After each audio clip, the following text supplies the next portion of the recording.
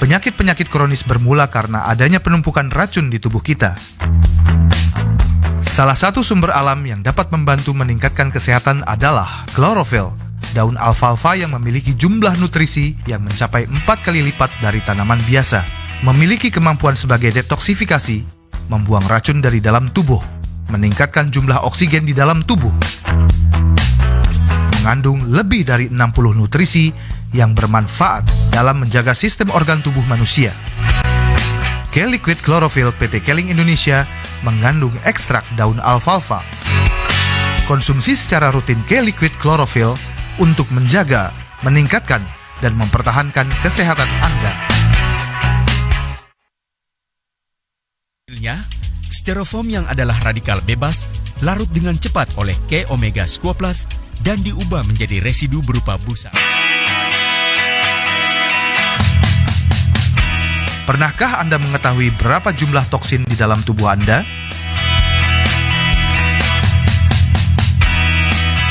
Penyakit-penyakit kronis bermula karena adanya penumpukan racun di tubuh kita.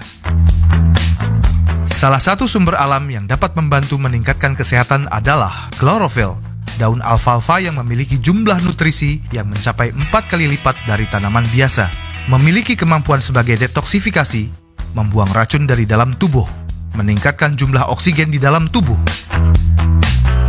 Mengandung lebih dari 60 nutrisi yang bermanfaat dalam menjaga sistem organ tubuh manusia. K-Liquid Chlorophyll PT Keling Indonesia mengandung ekstrak daun alfalfa. Konsumsi secara rutin K-Liquid Chlorophyll untuk menjaga, meningkatkan, dan mempertahankan kesehatan Anda.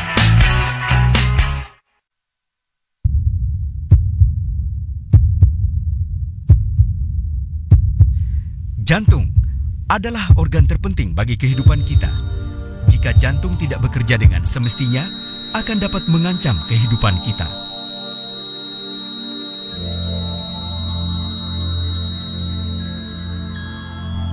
Pola makan dan aktivitas kita sehari-hari sangat mempengaruhi kesehatan jantung kita. Makanan yang mengandung banyak lemak dapat meningkatkan kadar kolesterol dalam tubuh kita dan dapat membahayakan jantung kita.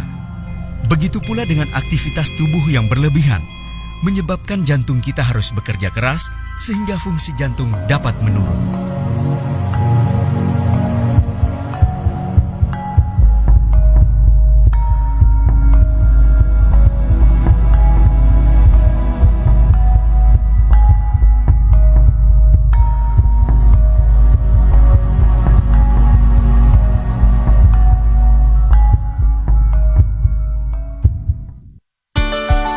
K-Omega Squalplus dengan formula terbaru mengandung omega 3 yang lebih banyak, squalene, lecithin, dan vitamin E merupakan suplemen yang sangat bermanfaat untuk membantu menjaga kesehatan jantung, kulit, serta otak manusia. Omega 3 dalam K-Omega Squalplus bersumber dari ikan salmon Norwegia yang mempunyai kandungan omega 3 yang paling tinggi, kaya akan EPA dan DHA.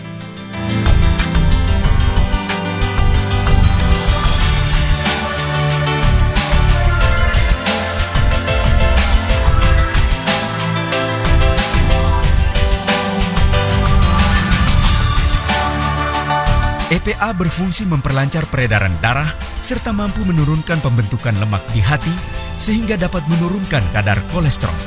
Sedangkan DHA berfungsi memberikan nutrisi pada jaringan otak. Squalene adalah minyak dari hati ikan hiu putih yang hidup di Samudra Pasifik yang sangat bermanfaat untuk meningkatkan kadar oksigen dalam sel dan menjaga kesehatan kulit. Lecithin merupakan zat yang mampu mengurai lemak menjadi partikel-partikel yang dapat meningkatkan metabolisme tubuh dan membantu meningkatkan pembentukan energi. Vitamin E alami bermanfaat sebagai antioksidan. Pada peragaan berikut ini, K-Omega Squalplus dituangkan pada potongan styrofoam dalam segelas air dan didiamkan selama beberapa saat.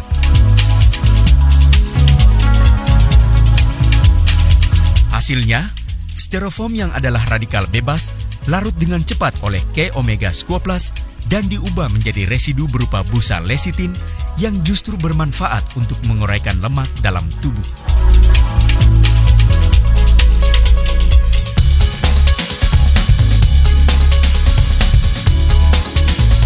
Makanan yang mengandung banyak lemak dapat meningkatkan kadar kolesterol dalam tubuh kita dan menyebabkan penyumbatan di pembuluh darah serta dapat membahayakan jantung kita.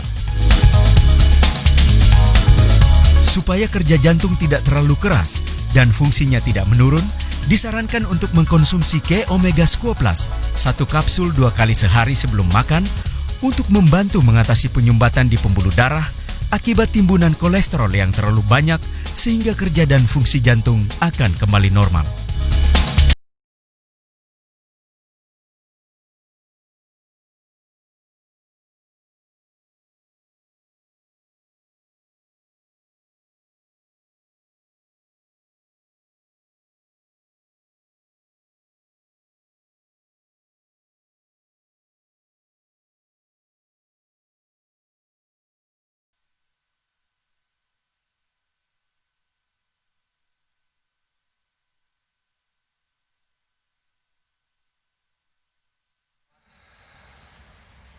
Halo, Assalamualaikum warahmatullahi wabarakatuh. Apa kabar semuanya? Ketemu lagi sama saya Dr. Arif Munandar di acara webinar Keling. Nah, sebelumnya saya mau ucapkan minal aidin wal faidin, mohon maaf lahir dan batin. Dan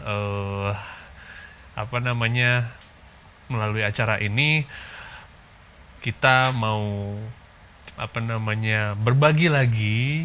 Kita mau berbagi banyak hal tentang ilmu pengetahuan tentang penyakit, ilmu pengetahuan tentang produk, dan lain sebagainya. Nah, untuk judul kali ini judulnya related banget atau sangat berkaitan dengan kondisi saat ini, yaitu COVID-19. Nah, judulnya sendiri sebenarnya apakah pneumonia sama dengan COVID-19? Sebenarnya pneumonia dan COVID-19 ini berkaitan gitu loh. Nah, cuma perbedaannya adalah kita sudah lama kenal dengan pneumonia, sementara COVID-19 kita baru kenal saat ini. Tapi apakah COVID-19 sama pneumonia itu berbeda jauh atau tidak? Kita akan bahas saat ini. Plus juga, saat ini kita sedang heboh banget sama yang namanya istilah new normal. Di mana new normal ini akan jadi suatu keadaan normal yang baru, di mana kita harus beradaptasi dengan trouble-trouble yang baru lagi, dengan masalah-masalah baru lagi. Nah, masalah yang baru ini apa? Isu tentang kesehatan tentunya, tentang cara penyebaran penyakit, tentang penularan penyakit. Sehingga banyak orang mengaitkan new normal itu dengan kebiasaan memakai masker, kebiasaan nanti orang-orang cuci tangan dengan bersih dan lain sebagainya. Sebenarnya banyak positifnya, tetapi ada hal lain juga yang sebenarnya perlu kita bahas tentang new normal ini. Apakah tubuh kita sudah siap dengan new normal? Nah, saya nggak sendirian, saya juga ditemani oleh teman-teman kru, teman-teman produk eksekutif, kemudian teman-teman digital network juga. Mereka ada di sini sama saya dengan jarak yang cukup ideal. Semuanya apa? Apa kabar? Tolong suaranya. Sehat. Oke. Jadi mereka ini udah siap ada di sini. Saya pengen nanya sih sebenarnya sama kalian semua. Apakah kalian sudah siap untuk new normal? Bar, lu siap nggak sama new normal, Bar? Siap pakai masker. Siap pakai masker. Angga, siap new normal? Siap imunitas, kuat imunitas. Oh, squad imunitas ya. Artinya siap konsumsi suplemen atau apa ya? Mbak Isti sendiri? Siap new normalnya untuk apa nih? Siap jaga jarak kah? Siap apa dan lain sebagainya? Siap jaga jarak. Siap jaga jarak. Terus? Siapkan imunitas dengan minum klorofil setiap hari. Ada yang siap olahraga nggak? Oh iya. Nah, belum ya. Tidur teratur ada yang udah siap nggak? Nah, itu yang sebenarnya banyak hal yang harus kita siapkan sebenarnya dalam hal ini gitu loh.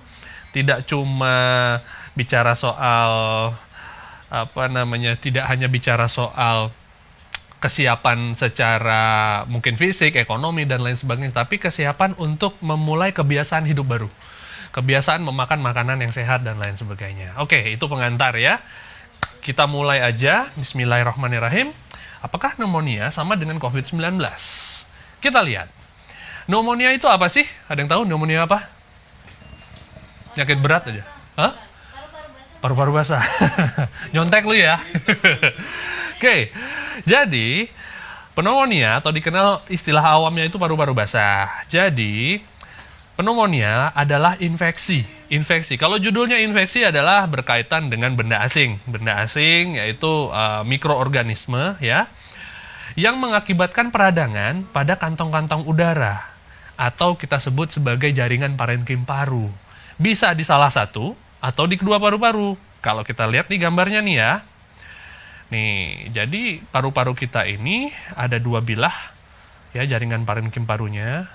Dan terdiri atas saluran-salurannya juga. Kalau kita lihat anatomi saluran pernafasan kita, mulai dari hidung, kemudian mulut, gabung di laringofaring di sini, lalu kemudian masuk ke tenggorokan, di tenggorokan kemudian turun, trakea, terus kemudian bronkus, ya, ada percabangan pertama yang namanya bronkus, lalu kemudian ada percabangan lagi namanya bronkeolus.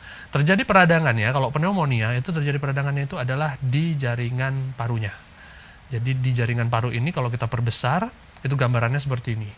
Di sini adalah tempat terjadinya pertukaran udara, di mana oksigen yang kita hirup bertukar dengan CO2 yang sudah menjadi metabolisme dari dalam tubuh kita, bertukar di sini. Lalu akhirnya CO2 kita keluarkan, kita menghirup O2 lagi, CO2 kita keluarkan, begitu aja. Terus menerus selama miliaran kali. Nah, terjadi peradangan itu di daerah sini, di mana? Di daerah alveolusnya atau di alveolinya. Kalau terjadi peradangan di daerah sini yang diakibatkan oleh mikroorganisme seperti bakteri. Apa contoh bakteri yang sangat bisa menyebabkan pneumonia yang paling terkenal? Ada yang tahu? TBC. TBC, tuberkulosis itu termasuk golongannya bakteri dan itu sangat sulit disembuhkan. Berapa bulan pengobatannya? 6 bulan. Gejalanya, ya nanti kita akan bahas gejalanya. Dan dia akan menginfeksi jaringan parenkim paru di ujung sini nih. Lalu virus. Virus apa yang terkenal juga bisa menyebabkan pneumonia? Ada yang tahu? Virus yang lagi heboh saat ini, COVID-19. Yes, it is. Jamur, parasit, dan lain sebagainya. Itu sebenarnya bisa menyebabkan pneumonia kalau memang dia masuk ke dalam saluran pernafasan kita. Cuma untuk bisa masuk ke dalam saluran pernafasan, apalagi bisa sampai masuk ke paru-paru, itu dia butuh perjalanan yang cukup panjang. Masuk lewat mulut, masuk lewat hidung, udah dicegat. Dicegatnya sama siapa? Sama bulu-bulu getah hidung, sehingga tercipta apa yang namanya slime atau kita sebutnya ingus ya. Nah, itu sebenarnya daya tahan tubuh kita. Terus kemudian masuk ke dalam mulut. Kalau masuknya lewat mulut, dicegat juga sama siapa? Sama tonsil atau amandel. Amandel akan menghasilkan daya tahan tubuh tersendiri atau imunitas tersendiri. Turun lagi ke daerah bronkus ini nih. Dicegat lagi dengan cara bronkus mengeluarkan lendir. Lendir dahak yang biasanya agak sulit kita keluarkan tuh. Itu biasanya berasal dari bawah. Jadi sebenarnya daerah pertahanan paru ini cukup kuat. Tapi ada aja yang lolos kalau daya tahan tubuh kita rentan. Nah, jadi pneumonia itu adalah infeksi yang mengakibatkan peradangan pada jaringan parenkim paru ya. Oke, pegang dulu itu. Nah, untuk diketahui, pneumonia merupakan penyebab kematian anak tertinggi ya, bayi dan balita di Indonesia. Penyebab pertama itu adalah diare sebanyak 23,8%, yang kedua adalah pneumonia sebanyak 15,5% sampai 16%. Nah, jadi bukan hanya di Indonesia ya, di dunia pun ya, Badan Kesehatan Dunia WHO memperkirakan penyakit ini memicu 16% kematian anak. Kenapa sih pneumonia itu bisa menyebabkan kematian anak sebegitu tingginya? Karena anak itu kadang-kadang ada fase oralnya. Jadi anak di usia-usia tertentu tuh, di usia-usia balita, biasanya dia ngelihat barang tuh, lihat, pegang, habis dia pegang dia apain? Yang udah punya anak? Angga udah punya anak? Pertama, dia pegang dulu, dia lihat, terus dia apain? Ngak, masukin mulut. Itu jadi media perpindahan ya, perantara untuk masuknya virus, bakteri, jamur, dan lain sebagainya ke dalam anak. Apabila anak daya tahan tubuhnya nggak bagus, gizinya nggak baik, dan lain sebagainya, maka dia lebih gampang. Makanya kalau kita lihat di dokter anak, coba deh sesekali main ke rumah sakit, terus kemudian lihat poli anak, rata-rata anak sakit dasarnya datang dengan sakit apa? Kalau nggak diare, muntaber, apa? Batuk, pilek, dan lain sebagainya. Sampai memberat, sampai kena ke paru-parunya. Ya, oke. Kita lanjut. Gejala pneumonia. Gejala pneumonia artinya gejalanya ini kalau sudah mengenai paru-paru, ya infeksinya sudah mengenai paru-paru, biasanya apa yang terasa yang paling utama adalah nyeri dada pada saat bernafas atau batuk dan sesak. Kalau sudah mulai ada rasa saknya berbeda ya. Sesaknya itu sangat kesulitan bernafas, terus kemudian ada nyeri dada pada saat bernafas dan batuk, maka kita boleh curiga ke sana. Kemudian ada juga gejala yang sangat khas, yaitu demam dan menggigil. Karena apa? Karena penyakit pneumonia ini adalah penyakit infeksi. Judulnya infeksi, artinya ada makhluk asing yang masuk dalam tubuh kita, mikroorganisme, dan itu menyebabkan reaksi peradangan, lalu kemudian membuat tubuh kita beradaptasi dengan cara mengeluarkan panas atau mengeluarkan demam gitu. Ya. Batuk berdahak, ya jelas karena memang ini merupakan daya tahan tubuh ya. Ini merupakan reaksi imunitas tubuh yang membuat sebenarnya membuat saluran pernafasan kita itu jadi lebih clear, lebih longgar gitu loh. Karena dia mendorong si virus, si bakteri, si jamur, dan parasit ini untuk bisa keluar gitu loh. Sehingga terjadilah dahak. Nah, gangguan pada kesadaran, ya. Kenapa? Karena yang diinfeksi adalah alveolus. Alveolus adalah jaringan parenkim paru di mana terjadi pertukaran gas di situ. Kalau pertukaran gasnya jelek, yang terjadi adalah oksigen di dalam darah kita akan berkurang, sehingga membuat orang jadi kehilangan kesadaran. Jadi penurunan kesadaran. Biasanya ini pada orang-orang yang punya penyakit tambahan lainnya atau penyakit komorbid yang lainnya. Ya, misalnya dia udah lama menderita penyakit liver, dia sudah lama menderita penyakit ginjal, itu apa segala macam, itu biasanya infeksi keduanya adalah pneumonia. Nah, ini dia ya. Nah, sekarang kita masuk ke COVID. Tadi kita bicara pneumonia. Pneumonia adalah infeksi yang menyerang jaringan parenkim paru. Kalau COVID-19 apa? Ini adalah infeksi virus yang menyerang sistem pernafasan yang diakibatkan oleh virus corona atau Severe Acute Respiratory Syndrome, coronavirus yang kedua atau SARS-CoV-2. Nah, jadi kalau pneumonia adalah gambaran gejalanya, adalah penyakitnya, maka COVID itu adalah virusnya. COVID itu adalah coronavirus disease, ya, dan merupakan pengembangan atau jenis baru dari virus corona itu sendiri. Jadi sebenarnya kita sudah lama berkenalan dengan virus corona. Ada yang pernah kena flu nggak di sini, di ruangan ini? Dok, lu pernah kena flu nggak, Dok? Pernah kena flu. Berarti lu sebenarnya sudah pernah dijangkiti corona, tapi bukan jenis COVID-19. Itu ya, mungkin antibodi tubuh lu ada yang udah produksi, udah ngerekam dan udah siap dengan flu, tapi belum tentu yang COVID-19. Dan virus ini akan selalu berkembang karena evolusinya paling lambat, jadi dia sangat cepat berkembang sebenarnya. Ya, jadi apa beda pneumonia dan COVID-19? Bedanya adalah COVID-19 adalah virusnya, pneumonia adalah penyakit parenkim paru yang disebabkan oleh infeksi dari bakteri, virus, dan lain sebagainya. Nah, kalau kita lihat nih pada statement yang kedua, virus corona atau COVID-19 ini bisa menyebabkan komplikasi berupa pneumonia. Nah, jadi virus ini bisa menyebabkan pneumonia. Nah, jadi kalau ditanya apa perbedaannya udah tahu lah ya. Nah, apakah pneumonia sama dengan COVID? Jawabannya adalah tergantung, Dok, gitu ya. Jawabannya sama apa enggak? Sebenarnya pneumonia bisa disebabkan oleh COVID, tapi tidak semua pneumonia disebabkan oleh COVID-19.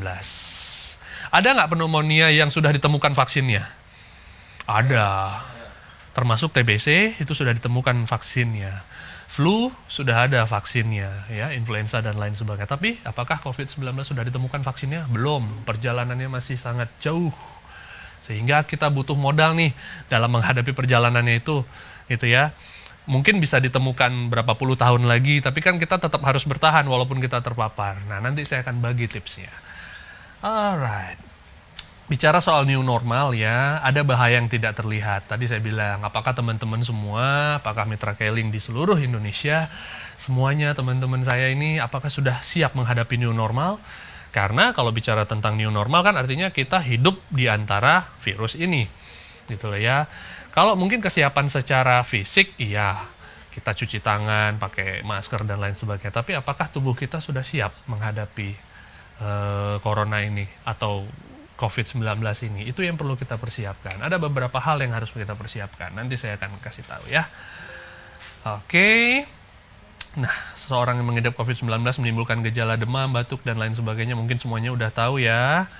Oke, kita lihat ke slide berikutnya. Jadi ini adalah rangkuman beda pneumonia dengan COVID-19. Nah, pneumonia itu penyebarannya terjadi secara bertahap. COVID-19 penyebarannya cepat dan progresif. Memang agak susah dibandingkan nih bro. Pneumonia dan COVID-19 apple to apple itu agak susah dibandingkan karena nggak seimbang. Kalau lu bandingkan antara COVID-19 dengan misalnya influenza biasa, itu mungkin sebanding ya. Karena sama-sama virus. Tapi kalau pneumonia dan COVID-19, biar orang tidak salah paham, ini dia rangkumannya. Mungkin bisa di-capture atau apa ya. COVID-19 itu adalah virusnya.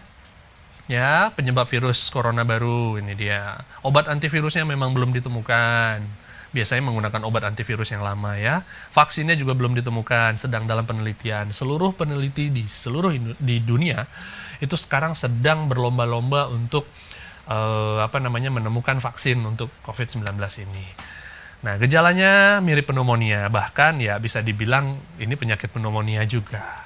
Nah, sementara pneumonia itu penyebabnya tidak hanya virus, tetapi bakteri, parasit, dan jamur. Pengobatannya, kalau penyebabnya bakteri ya antibiotik. Kalau penyebabnya karena virus, antivirus. Kalau penyebabnya karena jamur, anti jamur. Ya, oke. Pakai Smadaf mungkin bisa tuh.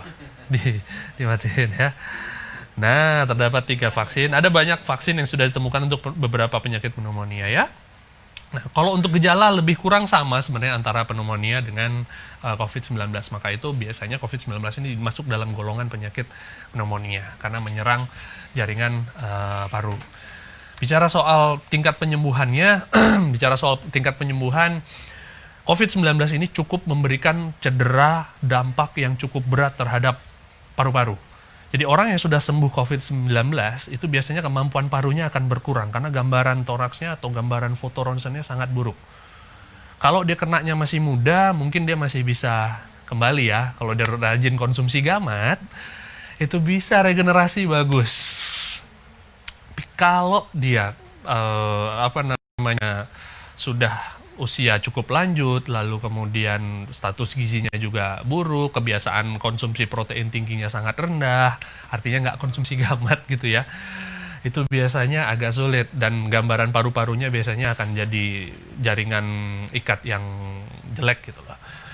Ya, jadi gambaran paru-parunya akan selalu terlihat putih dan kemampuan dia untuk menerima oksigen jadi buruk. Nah, lalu kemudian kita lihat cara penularannya. Ya, pneumonia dapat menyebar dalam sejumlah cara. Virus dan bakteri yang biasa ditemukan di hidung atau tenggorokan itu dapat menginfeksi paru-paru jika terhirup. Kita sering banget dengar istilah droplet akhir-akhir ini. Jadi 3 bulan terakhir ini kita selalu bicara droplet dan lain sebagainya. Walaupun buat kami para pekerja medis, kami para dokter ngedengar droplet itu udah dari dulu. Karena apa? Karena memang menyebarnya bakteri, virus, jamur melalui ya droplet. Karena droplet itu berasal dari paru-paru. Jadi orang yang terinfeksi virus, bakteri, atau jamur tertentu, terus kemudian dia melakukan batuk. Batuk itu kan satu refleks ya. Refleks di mana paru-paru itu berusaha mengeluarkan benda asing atau mikroorganisme keluar dari saluran pernafasan. Sehingga terjadi ledakan tekanan yang kuat gitu loh. Tekanan di dalam itu sangat tinggi, dikeluarkan keluar supaya virusnya itu mental keluar. Akibatnya apa? Orang-orang yang ada di sekitar ikutan terhirup droplet itu. Nah, jadi sebenarnya kita selain juga menghadapi new normal ini, selain kita juga harus punya kesadaran untuk menggunakan masker, kita juga harus punya kesadaran untuk punya etika dalam batuk. Jangan batuk itu ditahan. Pernah ada kejadian kan, orang nahan batuk sampai fart gitu, sampai kentut. Kasian loh orangnya. Sebenarnya nggak masalah dia batuk, asal dia batuk dengan cara yang budiman gitu loh. Caranya apa? Tutup mulutnya. Dia belum punya masker atau apa segala macam, bawa tisu, tutup. Pada saat dia mau batuk, tutup. Tutup, batuk, ganti tisunya dan lain sebagainya. Jangan batuk tuh asal gitu loh. ada anak kecil atau dalam ruangan misalnya di angkot gitu ya, orang duduk terus kemudian aduh pengen batuk nih, main batuk aja, main tembak gitu.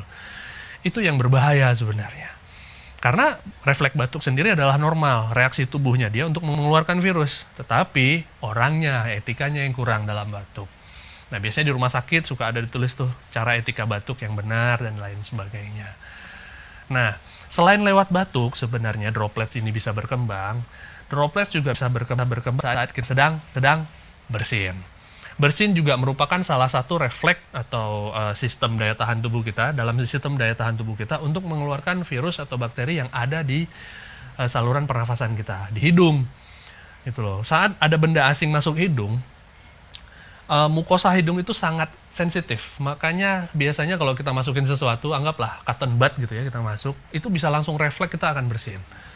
Nah, sebenarnya bersin sendiri sama, itu adalah refleks tubuh untuk ditahan. Untuk membuang virus gitu loh. Tapi banyak orang juga etikanya dalam bersin kurang. Bersin aja, cuas, akhirnya nyebrar itu droplet kemana-mana. Mungkin ada videonya kan, mungkin sudah banyak lihat di YouTube dan lain sebagainya. Nah, yang terakhir, droplet juga bisa menular atau bisa mengkontaminasi orang lain lewat bicara. Pernah nggak ketemu sama orang yang bicara rada-rada sejuk deh kalau kita deket bicara sama dia? Agak ada cairan-cairan ya. Kalau ngomong tuh kayak hujan gitu loh. Ya, nah itu juga bisa menyebabkan perpindahan sebenarnya droplet. Itu kenapa kita disarankan untuk memakai masker. Memakai masker, nggak perlu pakai masker medis sebenarnya ya. Pakai masker biasa aja, masker kain juga, itu bisa melindungi diri sendiri dan melindungi orang lain sebenarnya. Poinnya itu. Jadi kalau bicara juga, dan kalau jaga jarak sendiri sebenarnya ya supaya kontak fisiknya berkurang. Karena bukan apa-apa sih, droplet itu juga bisa menempel di benda-benda padat lain seperti tangan, laptop, meja, gadget, dan lain sebagainya. Gimana nggak? Quiz time? Oke, kita jeda dulu ya. Kita mulai quiz. Kita lihat, ada yang nanya nggak nih? Mana? Belum ada yang nanya? Kuisnya di Oh, ada. Oke, siap-siap. Sebutkan perbedaan pneumonia dengan COVID-19. Ini adalah kuis yang bisa menjawab dengan baik, maka akan mendapatkan hadiah berupa apa, Pak Jabar? Produk Keling yang berkualitas. Mudah-mudahan produk yang ada di meja nih yang akan kita bahas nih ya. Ditunggu aja. Jadi, ini adalah pop quiz yang lebih baik cepat-cepat dijawab ya. Oke, pertanyaannya adalah sebutkan perbedaan pneumonia dengan COVID-19. Kita lanjut. Ini sambil jalan kan ya kuisnya? Siap. Alright. Jadi sambil dengar bisa sambil dapat hadiah. Caranya adalah dengan cara menjawabnya. Ya, nanti jawaban yang terbaik akan diberikan hadiah. Oke, lanjut. Setelah cara penularan, cara pencegahan. Oke, cara penularan mungkin di media udah banyak yang memaparkan juga, tapi cara pencegahan. Cara pencegahan yang saat ini cukup efektif dalam mengatasi endemik atau pandemi yang ada di dunia ini adalah vaksinasi sebenarnya. Apa sih vaksinasi? Vaksinasi itu adalah pemberian virus, bakteri yang dilemahkan, diberikan ke dalam tubuh kita sehingga tubuh kita itu membentuk suatu antibodi ya yang bisa membuat modal tubuh kita untuk menghadapi virus itu di kemudian hari nanti. Jadi kalau sekiranya virus itu beneran datang dan masuk dalam tubuh kita udah nggak kaget lagi karena sudah diberikan vaksin di awalnya, sudah diberikan virus yang dilemahkan. Sama ibaratnya seperti ini. Pemadam kebakaran. Petugas pemadam kebakaran, kalau mereka nggak lakukan simulasi, kira-kira kalau ada kebakaran beneran, mereka akan siap dan gape nggak? Rasanya nggak. Mereka nggak akan terlatih untuk itu. Jadi mereka rutin melakukan latihan. Sama, vaksinasi juga adalah pemberian pelatihan kepada imunitas tubuh kita. Jadi sebenarnya baik sekali imunisasi ini. Ya. Dan kemudian memiliki kebersihan diri yang baik. Ya, ini dia. Gua kirain ya, di tahun 2020 udah ada mobil terbang. Udah ada mobil listrik. Komunikasi udah gampang. Ya. Ternyata saya masih mengajarin orang cuci tangan tiap hari. Masih dengan kebiasaan primitif sebenarnya. Saya kira teknologi itu sudah secanggih itu gitu loh. Ternyata enggak. Hal-hal basic aja kita masih belum bisa kelar gitu loh dengan urusan-urusan seperti ini. Jadi, memiliki kebersihan diri yang baik itu satu keniscayaan ya. Dengan cara apa sih? ya rajin cuci tangan. Ya, buat seorang muslim sebenarnya memiliki tingkat kebersihan yang lebih tinggi. Kenapa? Karena melakukan wudhu selama berapa kali sehari? 5 udah minimal. 5 udah minimal. Kalau mandi wajib nambah lagi kan dan lain sebagainya. Kalau mau wudhu untuk sholat sunnah nambah lagi dan lain sebagainya. Mau baca Quran wudhu lagi. Sebenarnya ikuti kebersihan dengan baik, ikuti anjuran agama dengan baik, insya Allah kita memiliki kebersihan diri yang baik sebenarnya ya. Jangan jorok-jorok, jangan jarang-jarang mandi deh. Terus kemudian tidak merokok. Nah, banyak yang ngomong, Dr. Arif kok selalu nyelipin masalah rokok ya. Kenapa? Karena orang merokok dengan menggunakan apa? Orang ngerokok dengan menggunakan apa? Menggunakan pencernaan, menggunakan pernafasan atau apa? Nafas ya. Jadi memasukkan asap rokok ke saluran pernafasan, ke dalam paru-paru dan lain sebagainya. Nah, banyak penelitian yang sudah menunjukkan bahwa asap rokok itu bisa membuat jaringan paru kita rusak. Bahkan bulu getar yang ada di sekitar bronkus kita atau di saluran pernafasan kita yang tadinya bisa mendeteksi virus, karena terlalu sering terpapar asap rokok, akhirnya jadi kaku, lalu kemudian jadi pertahanannya jadi kurang. Ada yang ingat mungkin penyanyi terkenal, Queen? Tahu Queen? Queen. Freddie Mercury. We are the champions. Ada yang tahu? Meninggalnya karena apa? AIDS. Dia meninggal karena AIDS, tapi penyebab kematiannya adalah karena pneumonia. Dia adalah perokok kuat. Sehingga organ tubuh yang paling lemah dalam tubuhnya itu adalah paru-paru. Nah, pada saat dia terkena penyakit AIDS, terkena HIV, maka daya tahan tubuhnya rendah. Jadi paru-paru adalah organ pertama yang diserang. Karena dia adalah perokok yang berat. Jadi stop smoking.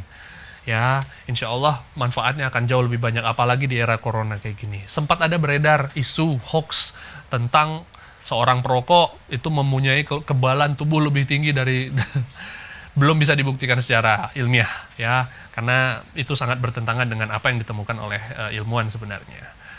Nah, yang terakhir adalah kalau kita sudah memiliki kebiasaan diri yang baik, tapi dilalah masih juga diserang, ya namanya orang kan ada hilafnya, nggak sengaja mungkin nyentuh aja, terus kemudian akhirnya masuk itu virus, nggak terelakkan lagi, bersih sudah, vaksinasi udah, mungkin ya, merokok juga enggak, tapi akhirnya masuk juga itu virus, maka yang menjaga diri kita supaya tidak terkena infeksi yang berat ini, atau COVID-19 ini adalah sistem imun kita.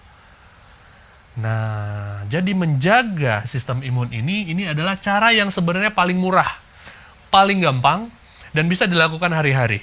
Tinggal ubah sedikit kebiasaan aja, jadi kebiasaan yang jadi lebih baik. Nah, caranya gimana? Kita lihat, yuk. Oke, kita bicara soal sistem imun. Sistem imun adalah sistem kekebalan ya, yang banyak struktur biologis lainnya yang bertanggung jawab atas imunitas. Jadi pertahanan tubuh kita ini adalah kita sebut sebagai sistem imun. Oke, apa saja yang menurunkan sistem imunitas kita? Yang pertama, kurang nutrisi, itu jelas.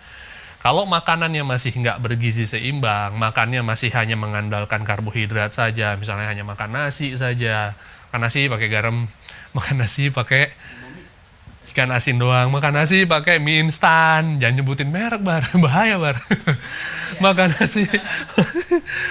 nasi pakai lauk sekedar, kurang, nggak pernah makan buah, makan sayur nggak suka. Bahasanya nggak suka, padahal manfaatnya yang dibutuhkan ya, dan lain sebagainya. Maka dia masuk dalam kategori kurang nutrisi, apalagi makan makanan lemak yang sehat gitu ya.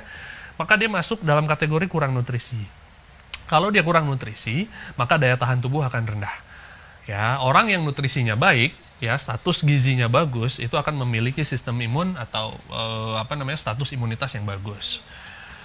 Kemudian usia, jelas. Ya, pada usia 0 sampai 1 tahun, mungkin status imunitas seorang anak atau seorang bayi itu 0 sampai 1 tahun itu bayi ya.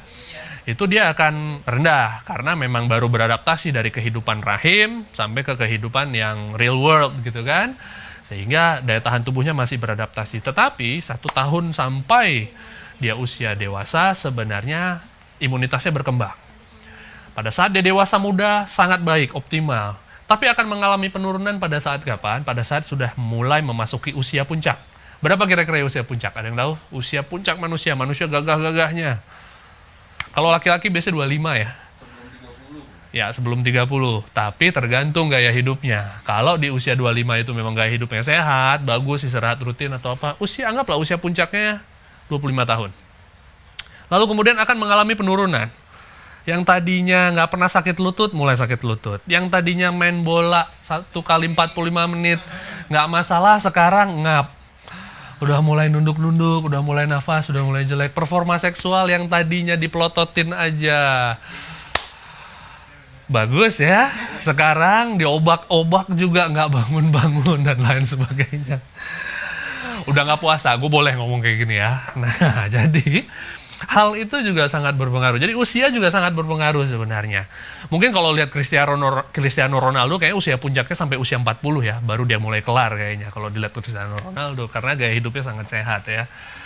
Oke, jadi selain kurang nutrisi, yang menurunkan sistem imun itu adalah usia. Lalu kemudian apa? Stresor. Saya yakin berempat kalian semua, termasuk saya berlima, pasti punya stresor masing-masing. Oke, coba kita baca yuk. Ketika stres, tubuh akan melepaskan, Nah, lagi asik nih. Ketika stres, tubuh akan melepaskan hormon kortisol ke darah yang dapat menekan sistem imun. Akan membuat sebenarnya kerja daya tahan tubuh kita tuh akan berkurang, tapi dalam waktu tertentu gitu ya. Jadi stresor itu sebenarnya sangat berpengaruh. Stres juga bisa membuat kita berkurang kualitas tidurnya. Orang yang stres tinggi itu biasanya kualitas tidurnya kurang, nah maka akan membuat daya tahan tubuhnya akan makin jelek juga, karena hormon melatoninnya jadi nggak optimal untuk dihasilkan. Nah, jadi kalau bicara soal stres, itu jelas ya, sekarang banyak banget yang stres. Kasus-kasus psikologi, kasus-kasus psikiatri. Jadi psikiater ini, dokter-dokter spesialis jiwa ini sekarang lagi banyak jobnya, karena memang banyak orang yang nggak siap menghadapi new normal, tidak banyak yang siap menghadapi ketidakpastian dalam hidup dan lain sebagainya. Nah, jadinya begitu. Tapi lucunya, di kampung saya di Aceh, halo orang Aceh, ada nggak yang nonton nih? Itu justru ketahanan mentalnya cukup kuat, karena mungkin kita sudah sering menghadapi konflik ya. Jadi dari dulu udah ditetapkan Aceh itu sebagai daerah operasi militer, jadi kita udah terbiasa hidup dalam desingan peluru, jadi tingkat daya tahan jiwanya juga jadi lebih baik sebenarnya. Nah, lalu kemudian rokok, lagi-lagi rokok nih, jelas. Kita baca yuk. Nikotin dapat meningkatkan kadar kortisol yang dapat menyebabkan seseorang lebih rentan terhadap infeksi serta menurunkan kadar antioksidan.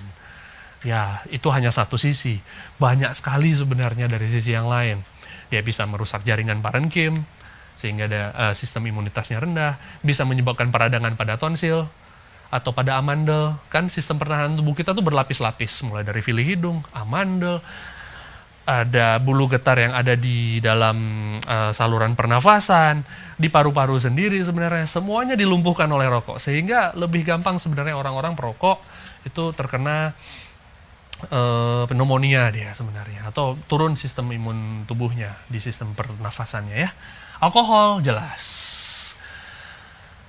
Sistem imunitas ini memerlukan organ metabolisme yang baik berupa liver. Jadi ada di bawah rusuk kita di sebelah kanan ini ada organ terbesar di perut kita, itu organ liver atau organ hati, kita sebutnya organ hati, liver. Kalau kita sering konsumsi alkohol, maka akan merusak sel-sel liver kita sebenarnya, juga sel-sel saraf kita.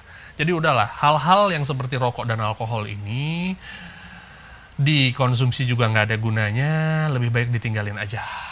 Ya, lebih baik konsumsi hal-hal yang baik aja.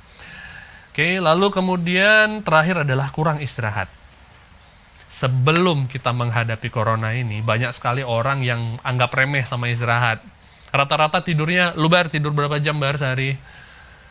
5 jam?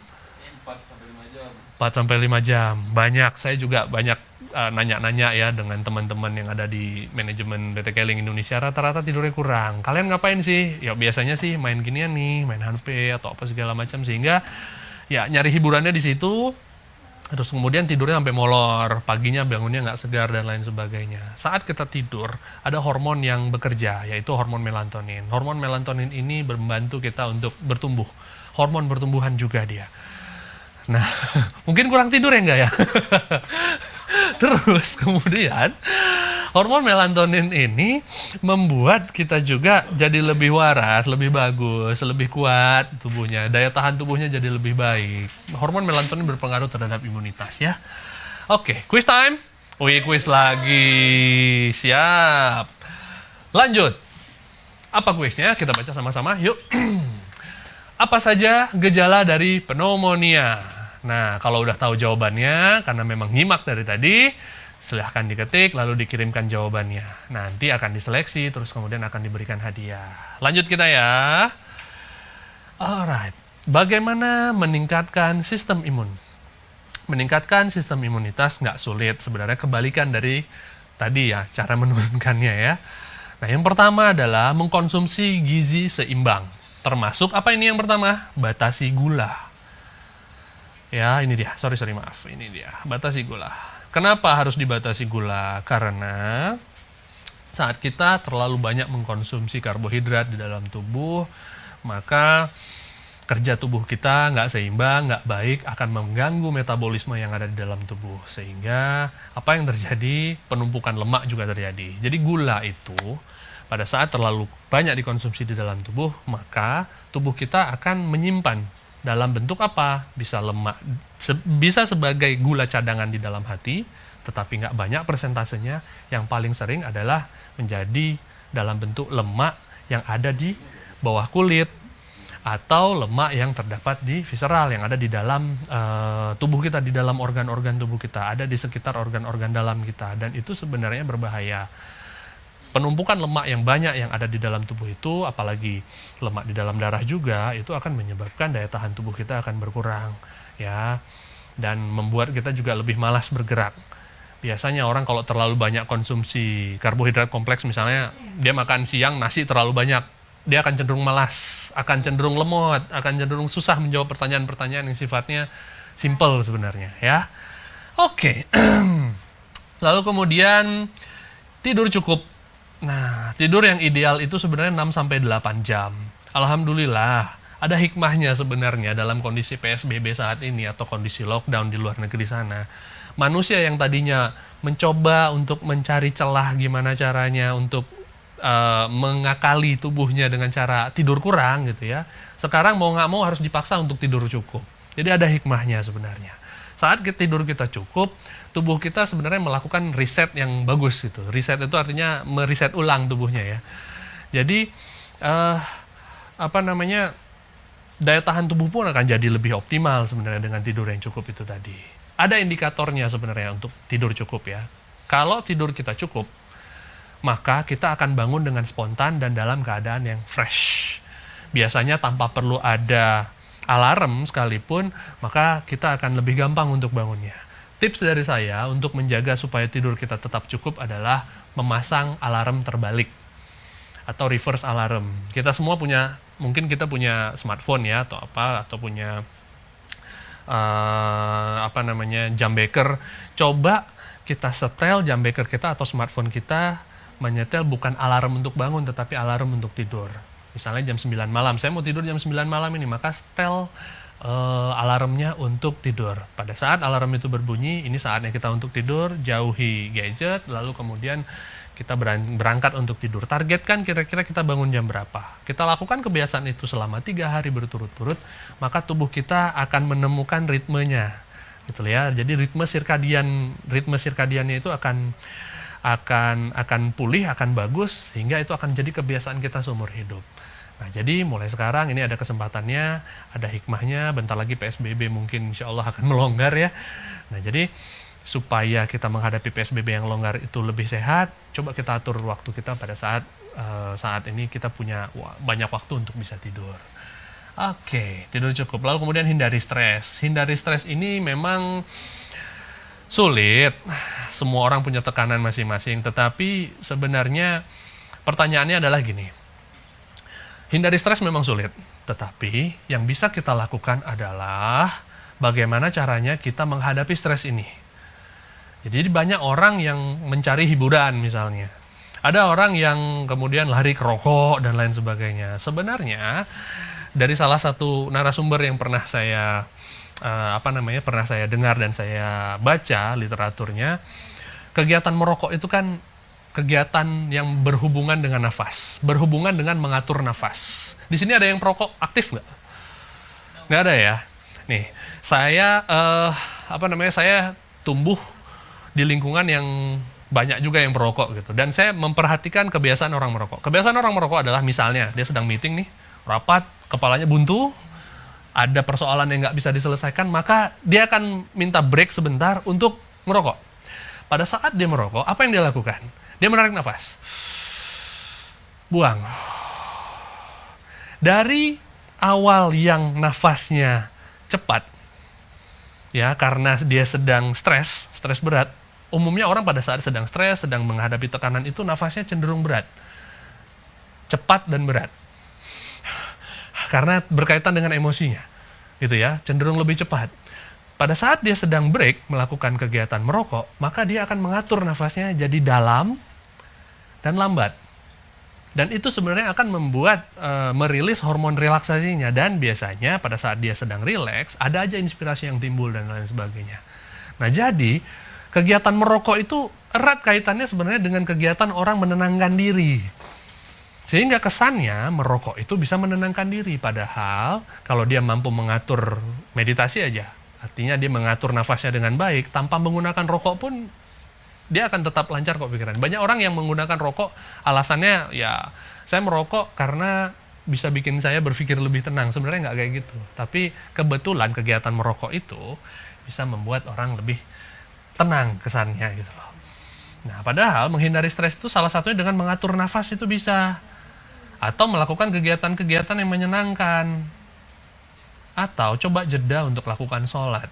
Orang yang sholatnya khusyuk biasanya akan jauh dari stres. Jauhi alkohol, jelas tadi. Konsumsi makanan bergizi seimbang.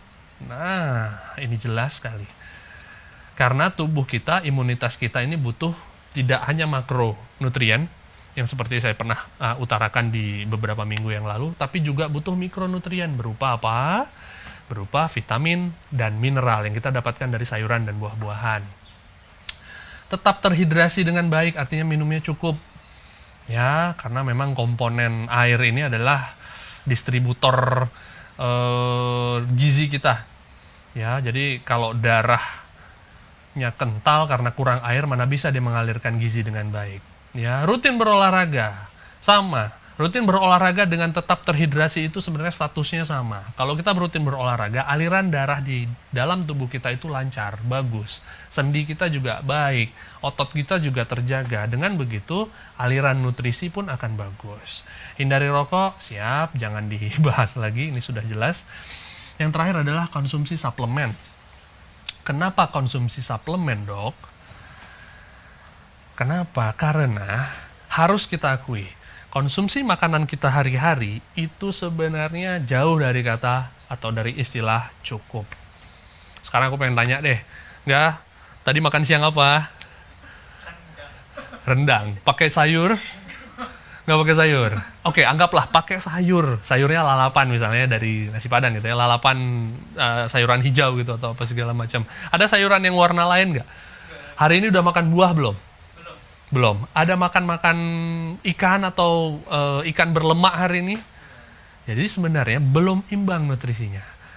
Kenapa kita konsumsi suplemen? Karena makanan hari-hari kita belum tentu cukup untuk mengimbangi atau memasok nutrisi yang kita butuhkan untuk kegiatan sehari-hari. Tergantung kegiatan kita apa. Bahkan cenderung satu zat gizi berlebihan, sementara zat gizi yang lain kurang. Misal, banyak orang mengkonsumsi karbohidrat secara berlebih. Makannya nasi, minumnya es teh manis, benar nggak? Lauknya mie misalnya. Terus kemudian proteinnya hanya sekedar. Telur juga cuma setengah misalnya atau apa. Sayur nggak pakai sayur, buah boro-boro gitu apa sehingga vitamin dan mineralnya kurang. Maka itu kita butuhkan suplemen. Suplemen itu apa? Nanti saya akan bahas. Apa pengertian suplemen ya? Oke. Perbanyak konsumsi nabati. Kenapa seperti itu? Makanan nabati seperti buah-buahan, sayuran, dan kacang-kacangan kaya akan nutrisi, vitamin dan antioksidan yang dapat menutrisi tubuh untuk melawan patogen atau mikroorganisme dari luar. plus serat dalam makanan nabati menutrisi mikrobia usus sehingga mampu memperkuat sistem imunitas. Nah, jadi gini, kenapa sih kita disarankan untuk lebih banyak mengkonsumsi makanan yang sifatnya nabati? Bahkan banyak juga manusia di luar sana yang vegetarian murni, dia nggak makan daging sama sekali dan lain sebagainya. Simpelnya, kita lihat anatomi tubuh kita. Gigi kita ini kebanyakan gigi pemotong dan pelumat. Ya, bahkan 80% ya, 70% lebih gigi kita ini adalah gigi pemotong, gigi pelumat. Terus kemudian pencernaan kita juga berkelok-kelok. Pencernaannya identik dengan mamalia yang sifatnya herbivore sebenarnya. Ya, jadi sebenarnya komposisi makanan kita tuh harus lebih banyak yang nabati, yang sayuran, yang berasal dari tumbuhan. Mau buah, sayur, biji-bijian, kacang-kacangan, dan lain sebagainya dibandingkan lebih banyak yang daging. Karena kalaupun memang kita dianugerahi oleh gigi taring gitu ya, 4 buah doang, tapi kita bukan karnivor murni. Jadi jangan terlalu banyak mengkonsumsi daging karena akan membuat pencernaan kita berat kerjanya. Apalagi kalau malam hari. Jadi kalau datang ke shabu-shabu atau datang ke yakiniku yang mahal-mahal itu, yang makannya prasmanan, jangan malam. Nanti malamnya kamu akan bermimpi buruk karena pencernaannya akan kerja berat. Dan biasanya besok paginya akan bermasalah tuh nanti pada saat BAB-nya. Atau kalaupun memang ingin makan seperti itu, ya batasi ya. Oke, yang kedua, mengkonsumsi suplemen yang tepat. Kenapa suplemen yang tepat? Nih banyak yang ngomong, ya Dokter Arif nih ngomongin suplemen jualan nih atau apa segala macam. Sebenarnya enggak. Suplemen itu kan tadi seperti yang saya bilang bahwa semua orang butuh suplemen. Karena makanan yang dia konsumsi itu tidak mencukupi gizi untuk kegiatan hari-harinya. Sehingga dia butuh makanan yang padat karya, makanan yang gampang dikonsumsi tapi bisa memenuhi gizi itu, melengkapi gizi itu. Nah, manusia kan diberikan akal pikiran dan kemudian teknologi bisa mengembangkan zat gizi itu dengan baik gitu loh. Yuk kita baca sekarang. Suplemen merupakan produk-produk yang mengandung satu atau lebih nutrien, vitamin, mineral, asam amino, asam lemak, dan serat. Bahkan ada juga yang mengandung karbohidrat. Ya, seperti madu contohnya, itu kan mengandung karbohidrat dan lain sebagainya. Ini adalah makanan pelengkap. Makanan pelengkap yang padat karya yang bisa membantu kita untuk mendapatkan atau meraih kesehatan. Nah, saat ini banyak sekali suplemen yang beredar di pasaran. Nah, tinggal sebenarnya yang harus kita pilih adalah satu. Suplemen yang paling cocok buat kita. Kita maunya apa? Itu loh, kita kecenderungan makannya kurangnya di mana dan lain sebagainya. Plus harus pilih juga suplemen yang terjamin kualitas dan keamanannya. Kenapa? Karena banyak sekali suplemen yang tidak terdaftar di Badan POM. Sehingga tingkat keamanannya meragukan. Misalnya suplemennya diberikan zat-zat yang berbahaya, kita nggak pernah tahu. Sehingga pilihlah suplemen yang memang disegel, terdaftar di Badan POM, tidak hanya terdaftar ada tulisannya aja, tapi kalau kita akses ke situsnya Badan POM, itu kita bisa temukan gitu loh. Memang benar produknya ini, bukan produk yang bodong dan lain sebagainya. Itu akan membuat kita lebih aman sebenarnya. Itu dia ya. Jadi pertama pilih suplemen yang paling cocok untuk diri Anda. Yang kedua, pilih yang kualitasnya terjamin dan juga keamanannya juga terjaga. Nah, oke, untuk menghadapi pneumonia dan menghadapi COVID-19, saya pribadi dan juga dari teman-teman semuanya menyarankan itu adalah suplemen yang berupa K-Liquid Chlorophyll, ini yang pertama. Yang kedua adalah Propolis Platinum. Lalu yang ketiga adalah K-Omega Squat. Nah, tepuk tangan untuk produk ini ya. Jadi, sebenarnya Keling sudah mengeluarkan produk ini sudah lama. Dan kita sudah sarankan untuk menjaga daya tahan tubuh, menjaga dengan konsep CBAD.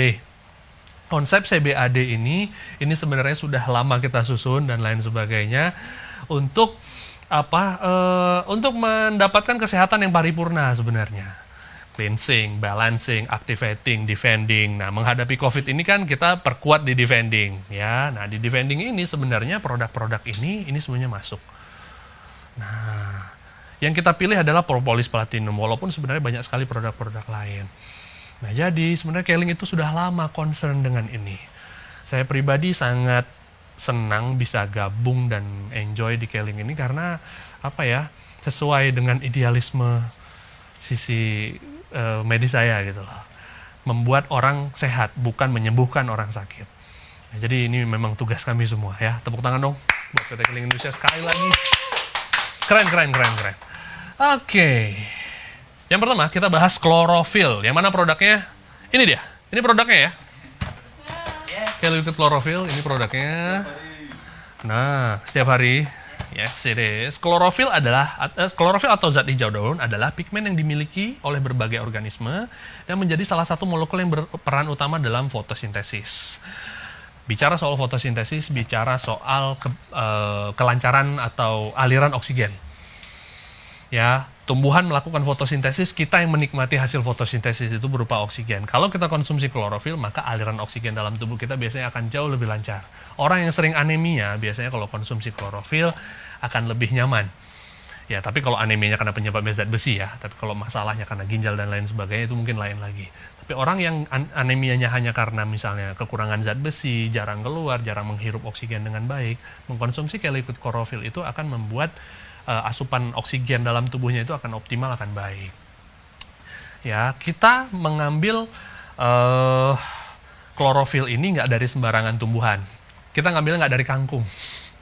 Kita ngambilnya dari Medicago sativa atau alfalfa. Alfalfa ini jelas tidak ada di sini. Kenapa kita ambil itu? Karena alfalfa ini julukannya adalah bapak segala tumbuhan. Kelengkapan mikronutrien yang ada di alfalfa itu paling lengkap dibandingkan kita membandingkannya dengan sayuran atau tumbuhan hijau yang lain. Jadi mau dibandingkan dengan kangkung, dengan bokcoy, dengan apa lagi sayuran hijau yang lu tahu? Sawi, daun pepaya, apalagi daun singkong. Itu sebenarnya jauh kelengkapan gizinya dibandingkan alfalfa. Jadi alfalfanya kita impor ya dari luar, dari negara-negara Timur Tengah, lalu kemudian diekstraksi, lalu kemudian jadi dalam bentuk cair seperti ini. Nah, seperti ini, bentuknya cair. Ya, ini masih disegel. Nah, bentuknya cair sehingga gampang diserap oleh tubuh. Nah, untuk diketahui, banyak literatur kuno terutama, mungkin bukan literatur modern ya, literatur kuno, ya pada abad ke-6, alfalfa itu udah banyak digunakan oleh bangsa Cina untuk menyembuhkan berbagai macam penyakit. Cuma memang sayang nggak dikembangin. Ya mudah-mudahan ya, kita punya rezeki banyak, PT Keling punya rezeki banyak untuk mengembangkan penelitian tentang alfalfa, lalu kemudian orang bisa tahu apa manfaatnya dari alfalfa. Amin. Amin. Cara mengkonsumsinya gimana? Cara konsumsinya gampang. Ini biasanya dilepas, lalu kemudian dipasang seperti ini. Lalu kemudian siapkan air 250 cc. Ya, 250 cc air itu ya kira-kira kemasan minuman air mineral yang apa namanya? Gelas. Oh, nyebutin merek lagi lu, Bar. Lalu dipasang, ambil satu sloki, tuangkan, isi penuh klorofilnya dalam satu sloki ini, lalu kemudian dituangkan ke dalam air itu. Nah, lalu kemudian diaduk, diminum, boleh dicampur dengan jus, boleh dicampur dengan madu. Dengan madu enak ya enggak? Mantap. Enak, kalau madu enak. Kalau pakai kopi yang biasanya nggak terlalu nyambung ya. Jus, susu, ada yang pernah minum dengan susu? Il, pernah Il? Belum pernah ya sama susu ya? Lu coba sama susu. Rasanya nggak akan merusak rasa susunya kok sebenarnya. Itu ya, jadi sebenarnya dia nyaman diminumkan oleh apa aja. Nah, kayak liquid klorofil ya, dibuat dengan sumber utama tanaman alfalfa tadi. Biasanya tanaman alfalfa itu pucuknya atau kecambahnya itu digunakan buat garnish makanan-makanan mewah di Eropa. Jadi ini makanan mewah sebenarnya ini, klorofil ya. Iya, dilengkapi dengan air UIE untuk memaksimalkan penyerapan. Air UIE ini akan membuat molekulnya jadi lebih kecil sehingga akan memaksimalkan penyerapan. Jadi diminum aja itu cepat sekali penyerapannya dan bisa dirasakan efeknya langsung gitu ya. Kaya nutrisi, banyak sekali. Klorofilin, vitamin K, vitamin C, zat besi, magnesium, ini dia. Ya, boleh diminum ibu hamil nggak? Boleh. Boleh diminum sama anak-anak nggak? Boleh, 1 tahun ke atas ya. Karena 1 tahun ke atas sudah MPASI. Biasanya kalau yang belum, dia masih minum ASI. Dan ibunya aja minum klorofil. Bisa transfer kan ke ASI atau apa segala macam. Boleh diminum sama tua, muda, dan lain sebagainya? Boleh. Orang yang asam urat takut minum ini karena ini sayuran hijau. Enggak, sebenarnya sayuran hijau itu tidak menyebabkan purin tinggi. Ya, ini harus di-clarify nih. ilmu berkembang karena dulu orang bilang bahkan dokter sendiri yang ngomong bahwa sayuran hijau bisa menyebabkan purin meningkat dan terus kemudian bisa menyebabkan asam urat dan lain sebagainya. Sebenarnya tidak seperti itu. Ada temuan-temuan baru yang menyingkirkan sayuran hijau dan kacang-kacangan. Jadi jangan khawatir minum ini. Ya, tenang aja. Oke, buat penderita asam urat ya, mekanismenya gimana? Dia memenuhi nutrisi. Ya, untuk yang dibutuhkan sel untuk bekerja sesuai dengan fungsinya. Serat yang di dalamnya, seratnya memang halus ya, mikro. Itu membuat flora normal yang ada dalam usus. Jadi di dalam usus itu sebenarnya ada bakteri yang normal yang hidup. Nah, bakteri yang ada normal yang hidup dalam usus ini sebenarnya dibutuhkan tubuh untuk membantu proses pencernaan dan proses pembusukan makanan. Nah, jangan kita rusak dengan cara apa? Sering ngebombardir tubuh kita dengan obat. Orang yang sedikit-sedikit obat, kebiasaan minum obat, nih ada apoteker kita nih. Gimana, baik nggak bro? Nggak baik ya nggak ya? Nggak baik ya Bar ya? Nggak baik, karena akan merusak flora normal usus.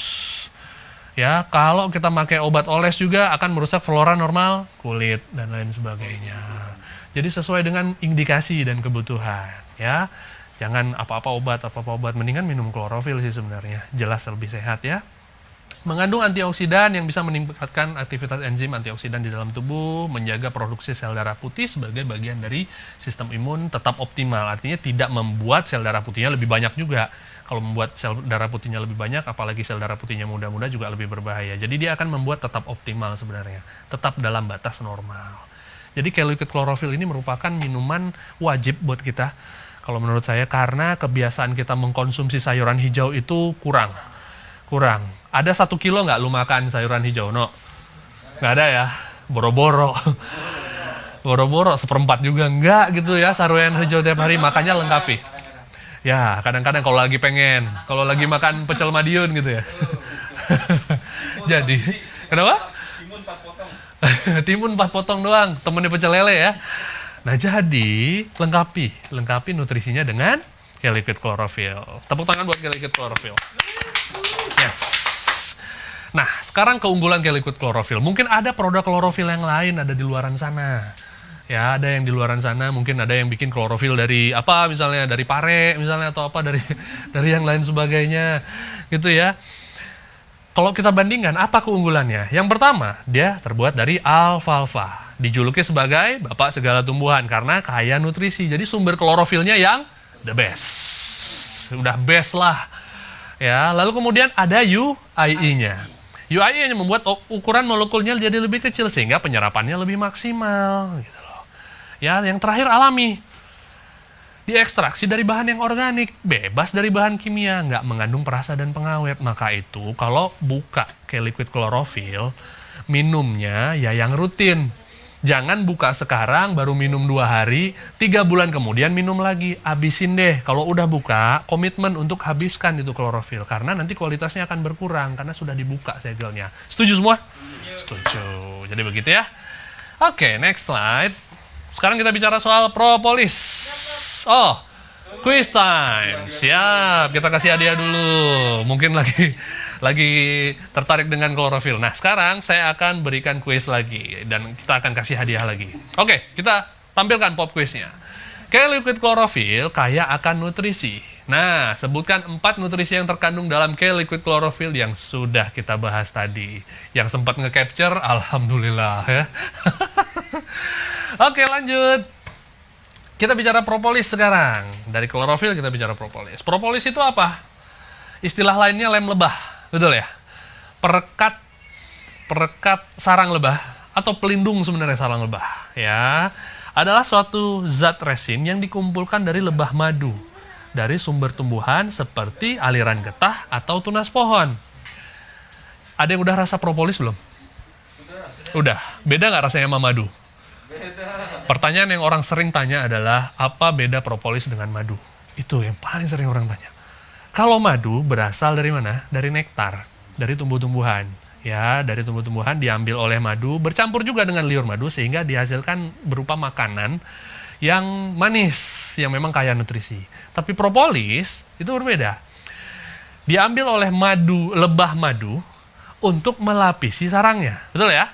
Melapisi sarangnya Sehingga apa? Dia bisa melindungi sarangnya itu dari virus, bakteri, dan jamur. Sehingga sarang madu itu kalau kita lihat awet. Mau kena angin, mau kena hujan atau apa dan lain sebagainya, dia nggak busuk karena ada jamur di sana dan lain sebagainya. Jadi asalnya sama-sama dari madu, sumbernya berbeda. Dari tunas, dari getah pohon dan lain sebagainya kalau untuk propolis. Dan rasanya pun berbeda, dia lebih pahit, agak bitter sedikit. Rasa getah ya, tapi mempunyai efek yang sangat luar biasa terhadap imunitas kita. Yuk kita baca lagi. Ya, manfaat propolis bagi lebah adalah untuk melindungi sarang lebah dari infeksi bakteri atau virus serta itunya. Nah, salah satu jenis propolis terbaik adalah propolis hijau Brazil. Nah, kenapa? Karena Brazil sendiri kaya akan faunanya, kaya akan floranya, sehingga lebih terjaga lah. Hutannya itu sangat bisa dibilang jauh lah kualitas hutannya dengan hutan-hutan yang lain ya. Yang mungkin bisa menandingi Brazil tuh Kalimantan. Ya.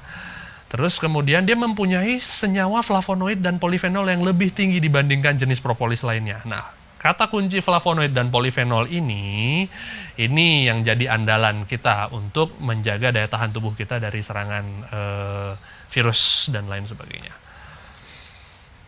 Nah, propolis platinum merupakan propolis cair, ya, bentuknya cair. Banyak propolis dijual di luaran sana dalam bentuk padat ya, kapsul, betul, atau soft gel atau apa, macam-macam ya.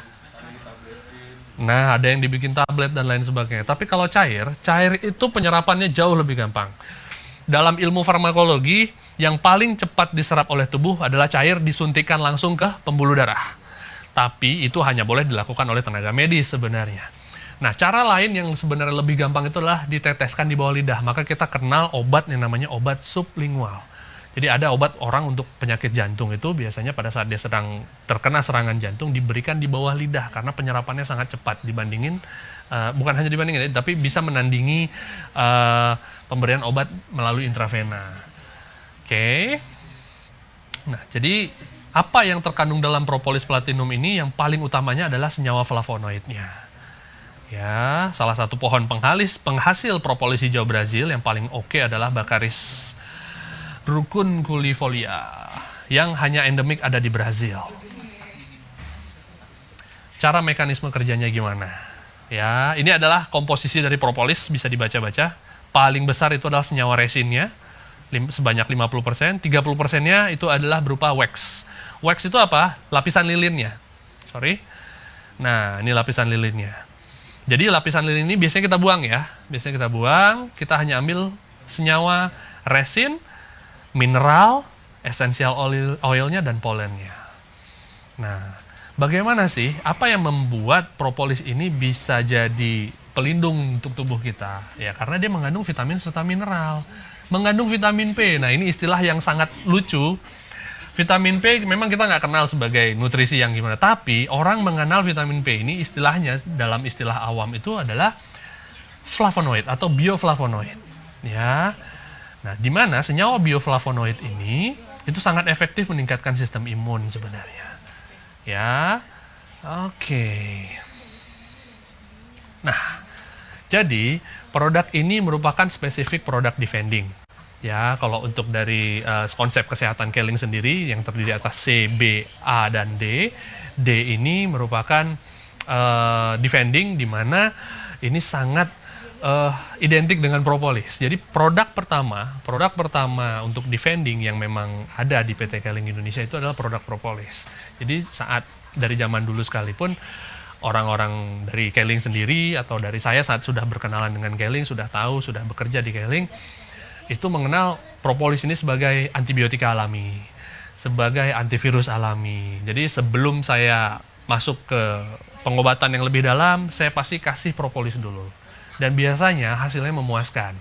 Gitu ya, orang yang alergi hidungnya atau apa segala macam itu biasanya ditetesin propolis akan lebih nyaman. Dan propolis ini sebenarnya tidak hanya bisa diteteskan lewat mulut ya. Diteteskan ke hidung bisa, nggak ada masalah. Diteteskan ke telinga boleh nggak?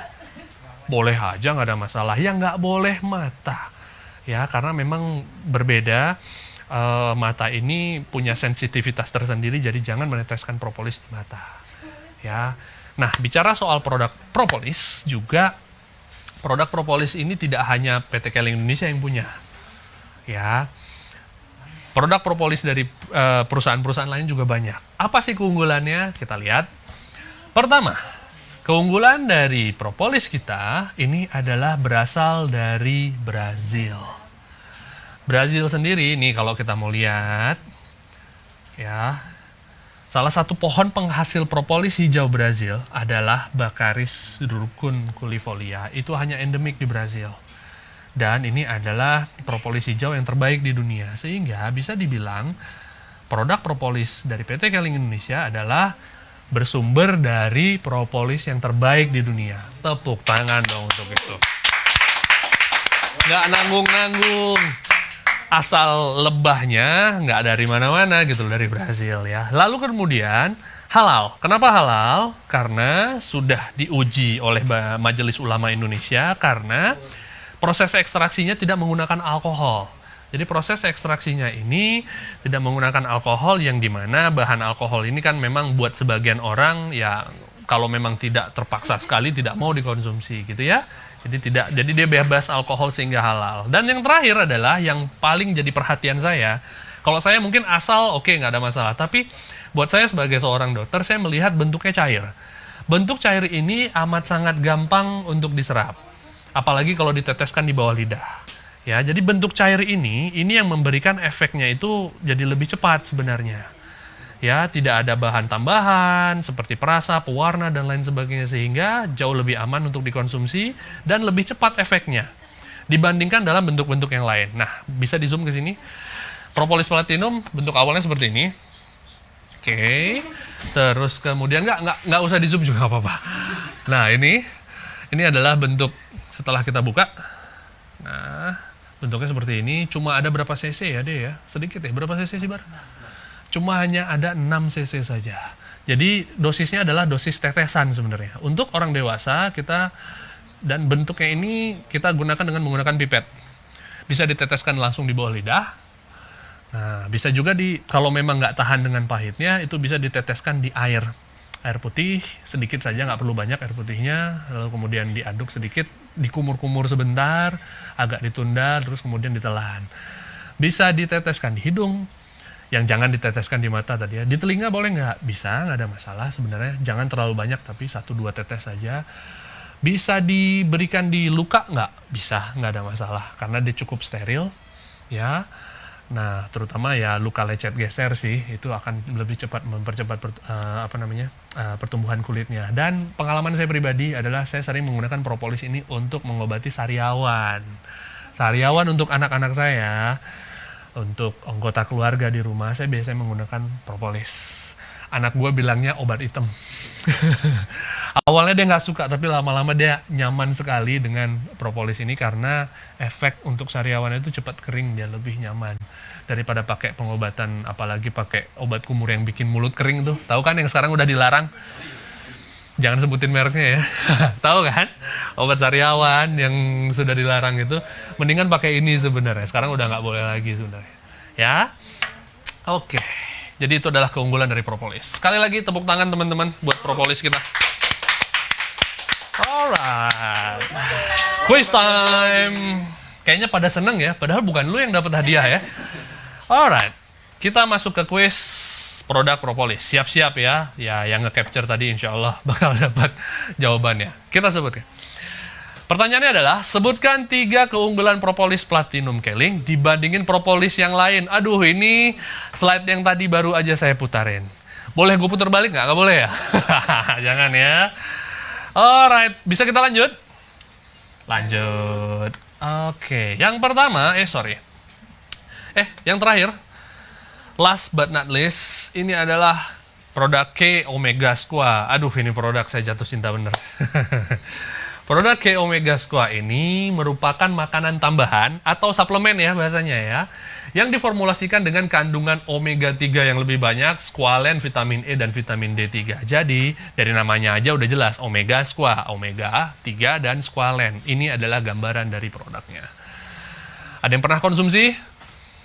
kita konsumsi ini rutin. Orang Keling selain tahu Liquid Chlorophyll, produk kedua yang dia konsumsi adalah Omega Squash. Nah, Omega Squash ini merupakan, ya orang biasa bilangnya minyak ikan. Ya, karena bentuknya sendiri berupa soft gel yang berisi minyak dari ikan. Tapi komposisinya lebih dari hanya minyak ikan saja. Dan minyak ikannya nggak cuma satu. Gitu ya, nanti kita akan coba kulik. Oke, jadi apa yang terkandung dalam Omega Squash? Yang pertama adalah Omega 3. Asam lemak Omega 3. Asam lemak Omega 3 merupakan asam lemak tak jenuh ya yang dibutuhkan oleh tubuh, lemak yang sangat penting untuk tubuh, untuk metabolisme kita, dan juga berfungsi juga untuk meningkatkan kolesterol baik dan menurunkan kolesterol jahat dalam tubuh. Jadi buat orang penderita kolesterol atau orang yang ingin mencegah dirinya menderita hiperkolesterol, wajib sebenarnya konsumsi produk ini. Wajib judulnya. Ya, mengkonsumsi suplemen seperti ini. Karena apa? Karena bisa menjaga kadar lemak baik dalam tubuh dan menurunkan kadar lemak jahat dalam tubuh. Nah, cuma asam lemak omega 3 ini merupakan asam lemak yang sifatnya esensial. Dia tidak bisa dihasilkan oleh tubuh. Dia harus didapatkan dari makanan. Makanan apa yang paling sering? Ini dia. Ada yang pernah lihat? Daging ikan. Daging ikan yang sifatnya berlemak. Sebutkan daging ikan yang berlemak. Tuna enggak ya? Biasanya salmon. Mahal coy. Ya, terus apa? Makarel. Ikan makarel itu banyak lemaknya. Apalagi? Kembung? Kembung banyak lemaknya. Tiap hari makan memang. Tapi mentah nggak kembungnya? Enggak, biasanya digoreng kering. Hilang asam lemak omega 3-nya, bro. Nah, jadi sebenarnya banyak orang salah mengkonsumsinya sehingga nggak dapat tujuannya. Cuma dapat enaknya aja. Ya, enak nih. Protein nih dan lain sebagainya, asam lemak sehat nih, tapi kembungnya digoreng kering. Gimana? Harusnya idealnya kembungnya dipepes, di steam, direbus dalam jumlah yang cukup banyak, 0,5 kilo. Sanggup nggak lu makan? Nggak sanggup. 1 kilo sanggup makan? Nggak sanggup. Salmonnya juga jangan diolah macam-macam, dimakan mentah, sashimi 0,5 kilo.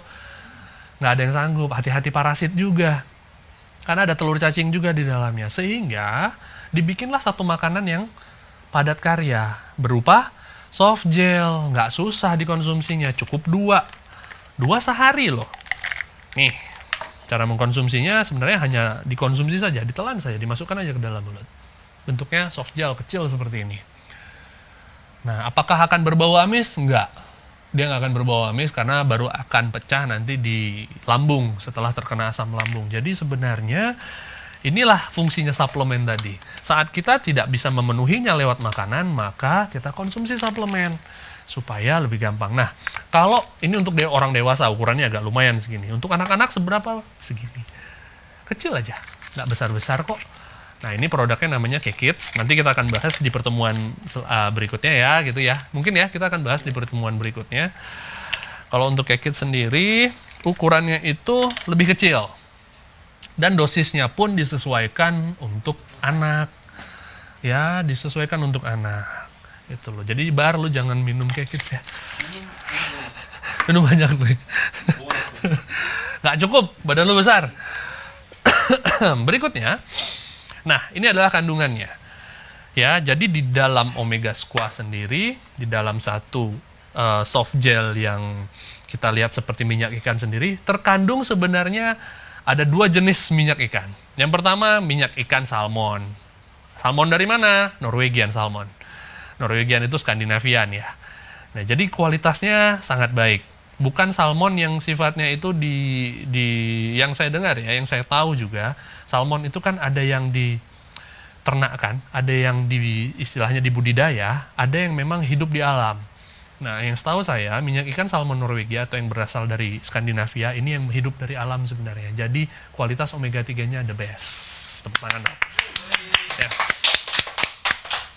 Lalu kemudian, Omega Squash. Squashnya itu apa? Squalen. Bukan aqua ya, squalen. Squalen ini punya fungsi, aqua itu artinya air, bukan merek. Squalen ini artinya, artinya squalen ini merupakan suatu zat yang kalau terdapat di dalam darah, kalau di dalam tubuh kita mengandung banyak squalen, maka angkutan oksigennya akan jauh lebih bagus. Jadi omega 3 yang buka jalannya, squalene ini yang membawa oksigennya. Nah, dari mana? Dari ekstrak minyak ikan hiu aizame yang dari Jepang atau ikan hiu botol. Ya. Lalu kemudian ada vitamin D3. Nah, vitamin D3 ini akan cukup banyak kita bahas nanti terkait dengan COVID. Apa hubungannya, Dok? Saya kok minum minyak ikan, Dok? Padahal sekarang lagi COVID kan kata dokter. Kalau klorofil oke, banyak zat nutrisinya yang buat daya tahan tubuh. Propolis jelas untuk antivirus dan lain sebagainya. Kenapa saya minum omega squash? Karena salah satunya adalah vitamin D3-nya yang sangat penting ini. Ternyata banyak sekali literatur dan juga seminar-seminar terbaru yang menyebutkan bahwa konsumsi vitamin C, makanya coba deh datang ke apotek vitamin C atau ke Keling, vitamin C-nya habis. Vitamin C, karena banyak sekali orang beli ya, vitamin C dan vitamin D. Jadi ada dua, vitamin C dan vitamin D itu secara klinis bisa membantu orang untuk survive dari COVID-19. Dan itu ada di produk Omega Squash kita. Tepuk tangan dong. Yes. Alhamdulillah. Dulunya kita punya lecithin ya. Dulunya kita punya lecithin di Omega Squash. Sekarang ada vitamin D. Dilalanya vitamin D ini ternyata sangat spesifik untuk imunitas kita terhadap COVID-19. Apa manfaatnya? Oke. Asam lemak omega 3, asam lemak esensial yang membantu mengatasi peradangan dan menjaga sistem kekebalan tubuh. Itu jelas ya. Antiinflamasi, imunoregulasinya juga ada dari vitamin D3. Nah, jadi ada kaitannya vitamin D3 dengan sel T. Sel T itu dikenal sebagai sel pembunuh di tubuh. Bukan pembunuh tubuh kita, tetapi pembunuh benda asing atau mikroorganisme. Ada bagian yang nanti saya akan tunjukkan. Ya, sel T ini akan mendeteksi dan menghancurkan patogen asing ya yang masuk ke dalam tubuh. Seperti apa? Contohnya virus, termasuk virus COVID-19 itu tadi. Nah, banyak orang salah sangka vitamin D orang pikir hanya akan bisa didapatkan dari T. Lu tahu T? Vitamin D dulu pas lagi SMA dapatnya dari mana? Vitamin A, makanan merah. Ya, wortel, tomat, vitamin B dari kacang-kacangan. Vitamin C dari mana enggak? Vitamin C. Buah, jeruk, dan lain sebagainya. Kalau zaman dulu SMA kita belajar deh. Vitamin D biasanya dari mana dapatnya? Matahari, berjemur. Makanya banyak sekali orang sekarang COVID-19 pada berjemur pagi-pagi untuk mendapatkan vitamin D. Anjuran WHO juga kan, dan lain sebagainya. Tapi apakah itu saja cukup? Enggak. Berjemur hanya akan mengaktifkan provitamin D menjadi vitamin D saja. Dan jumlahnya dikit. Ya jujur aja sih, berjemur kalau memang kita nggak mampu beli vitamin D, ya silahkan aja berjemur. Karena itu cara paling murah untuk mendapatkan vitamin D. Tapi apakah jumlahnya optimal? Enggak. Vitamin D bisa kita dapatkan dari mana? Dari makanan-makanan berlemak. Termasuk dari ikan berlemak, dari salmon misalnya dari mana? Termasuk dari omega squash. Nah, jadi supaya vitamin D tetap optimal, nah ya, jadi selain berjemur, coba konsumsi suplementasinya.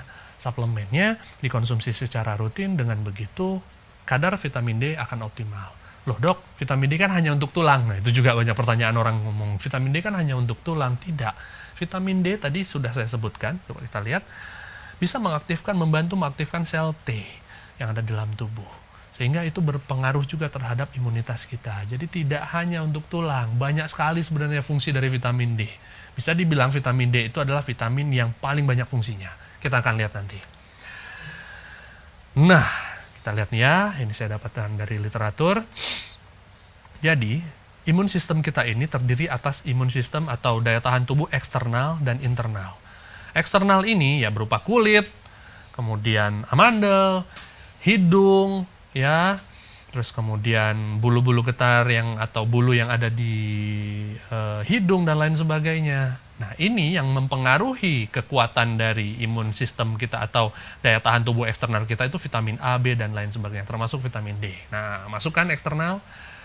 Nah, internal, ya, yang merupakan sistem pertahanan tubuh yang sifatnya itu dari dalam tubuh, seluler gitu ya, immunological cell, itu ada barisan pertama, ada barisan keduanya. Ada frontlinernya, ada second line-nya. Nah, frontlinernya atau lini depannya atau yang berhadapan langsung dengan musuhnya itu juga diaktifin sama vitamin apa nih? Coba. D juga. Yang mengaktifkan fagosit dan NKC.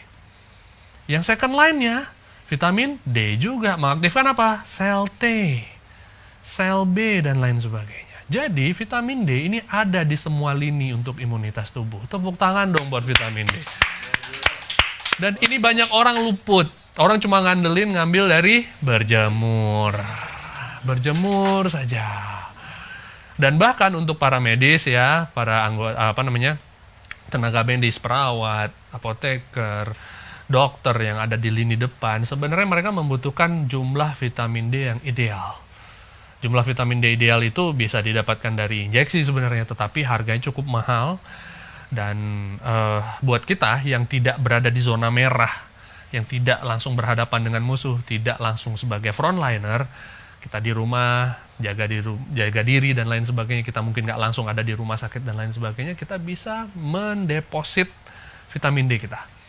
Mendeposit vitamin D kita dengan cara apa? Dikonsumsi secara rutin. Dengan begitu, kadar di dalam tubuhnya akan optimal dan akan bertahan serta bagus. Jadi daya tahan tubuhnya akan jauh lebih oke. Nggak percaya? Coba konsumsi 3 bulanan, nanti akan lihat akan jarang sekali menderita sakit infeksi seperti batuk, flu, dan lain sebagainya. Nah, ini ada satu quotes dari Dr. Cicero Coimbra. Kita baca sama-sama ya, saya akan artikan. Vitamin D is such more than a hormone. Jadi vitamin D itu bukan hanya sekedar hormon atau yang membantu hormon saja. Karena hormon punya 1 atau 2 fungsi. Vitamin D punya lebih dari lusinan fungsi. Artinya punya banyak sekali manfaat gitu ya. Jadi dia kategorinya itu lebih dari hormon. Karena dia punya potensi, struktur, dan kekuatan seperti hormon, tetapi punya fungsi yang banyak dan beragam gitu loh untuk ukuran satu substansi seperti vitamin D saja. Jadi vitamin D itu ada banyak sekali fungsinya. Apa saja? Ini dia. Jadi kalsitriol atau vitamin D3 ini punya manfaat ke penyakit psoriasis seperti penyakit autoimun, terus kemudian penyakit karena kerusakan akibat sinar matahari, diabetes. Orang-orang dengan diabetes itu membutuhkan vitamin D yang cukup. Orang dengan penyakit jantung butuh vitamin D3 yang cukup.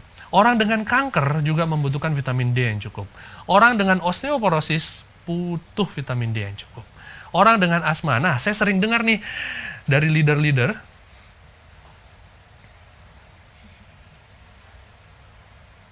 gimana? Skip guys. Skip dulu.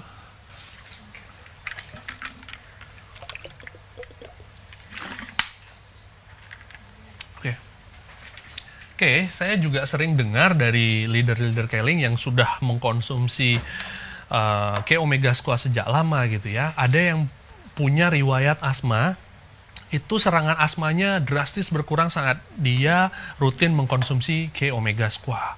Nah, jadi saya juga jadi pertanyaan di awal kan saya nggak paham, ini kenapa? Apakah ada hubungannya atau apa dan lain sebagainya gitu loh. Ternyata ada hubungannya dengan vitamin D3 tadi. So, sebenarnya vitamin D yang kita kenal hanya sebagai pencegah osteoporosis atau mencegah kerusakan pada tulang, ternyata fungsinya jauh lebih banyak. Apalagi berkaitan dengan COVID-19 saat ini. Banyak literatur yang menyebutkan dengan mengkonsumsi atau mempunyai kadar vitamin D3 yang cukup di dalam darah, maka kita bisa survive dari new normal ini. Nah, oke, bicara soal new normal ya. Oke, kita sudah mulai masuk babak akhir nih dari seminar saya. Kita bicara soal keunggulan. Banyak sekali produk minyak ikan di luar sana, benar nggak? Banyak sekali produk minyak ikan di luar sana, apalagi kalau kita datang ke ke apotek, itu berjejer banyak sekali produk-produk minyak ikan. Tapi apa sih keunggulan yang kita punya dari PT Keling Indonesia? Pertama, Omega 3-nya bersumber dari ikan salmon Norwegia dengan perbandingan EPA dan DHA-nya terbaik. Udahlah Omega 3-nya bersumber dari ikan salmon Norwegia yang which is itu terbaik, perbandingan EPA dan DHA-nya juga terbaik 40 banding 30. Sehingga ini menjadikan produk kita ini sebenarnya sangat layak konsumsi dan sangat bisa diperhitungkan untuk jadi produk minyak ikan terbaik. Terus kemudian dibuat dari bahan alami. Ya, cangkangnya sendiri atau soft gelnya sendiri, bukan cangkang ya, kita sebutnya soft gel. Dia kan berupa soft gel, di dalamnya itu ada cairan ya untuk mempertahankan kualitasnya. Itu tidak terbuat dari gelatin yang haram, terbuat dari babi, tetapi terbuat dari sapi. Ya, dia terbuat dari sapi, sama-sama masih hewani. Jadi cukup halal. Biasanya dulu terbuat dari bahan yang tidak halal ya. Nah, terus kemudian alami, pembuatannya juga tidak dari bahan sintetik dan lain sebagainya. Jadi ini adalah keunggulannya. Plus dia mempunyai kandungan vitamin D3 tadi. Vitamin D3 ini sangat relevan dengan kebutuhan manusia saat ini supaya bisa survive dari COVID-19. Oke. Cara mengkonsumsinya. Oke dok, kalau saya beli tiga-tiganya nih. Kuis lagi? Belum ya? Cara konsumsi. Kalau saya beli tiga-tiganya dok, bagaimana cara saya mengkonsumsinya? Kalau untuk liquid chlorophyll, ya, itu bisa dikonsumsi 3 kali sehari. Kalau untuk propolis, bisa dikonsumsi 2 kali sehari. Untuk omega squanya, yang terakhir, bisa dikonsumsi berapa kali juga? 2 kali juga. Karena komposisi omega 3-nya sudah ideal, sehingga cukup dikonsumsi 2 kali sehari saja. Caranya gimana? Pagi hari, kira-kira 1 jam sebelum makan, atau baru bangun tidur nih, minum air putih dulu, 2 atau 3 gelas, lalu kemudian minum liquid chlorophyll.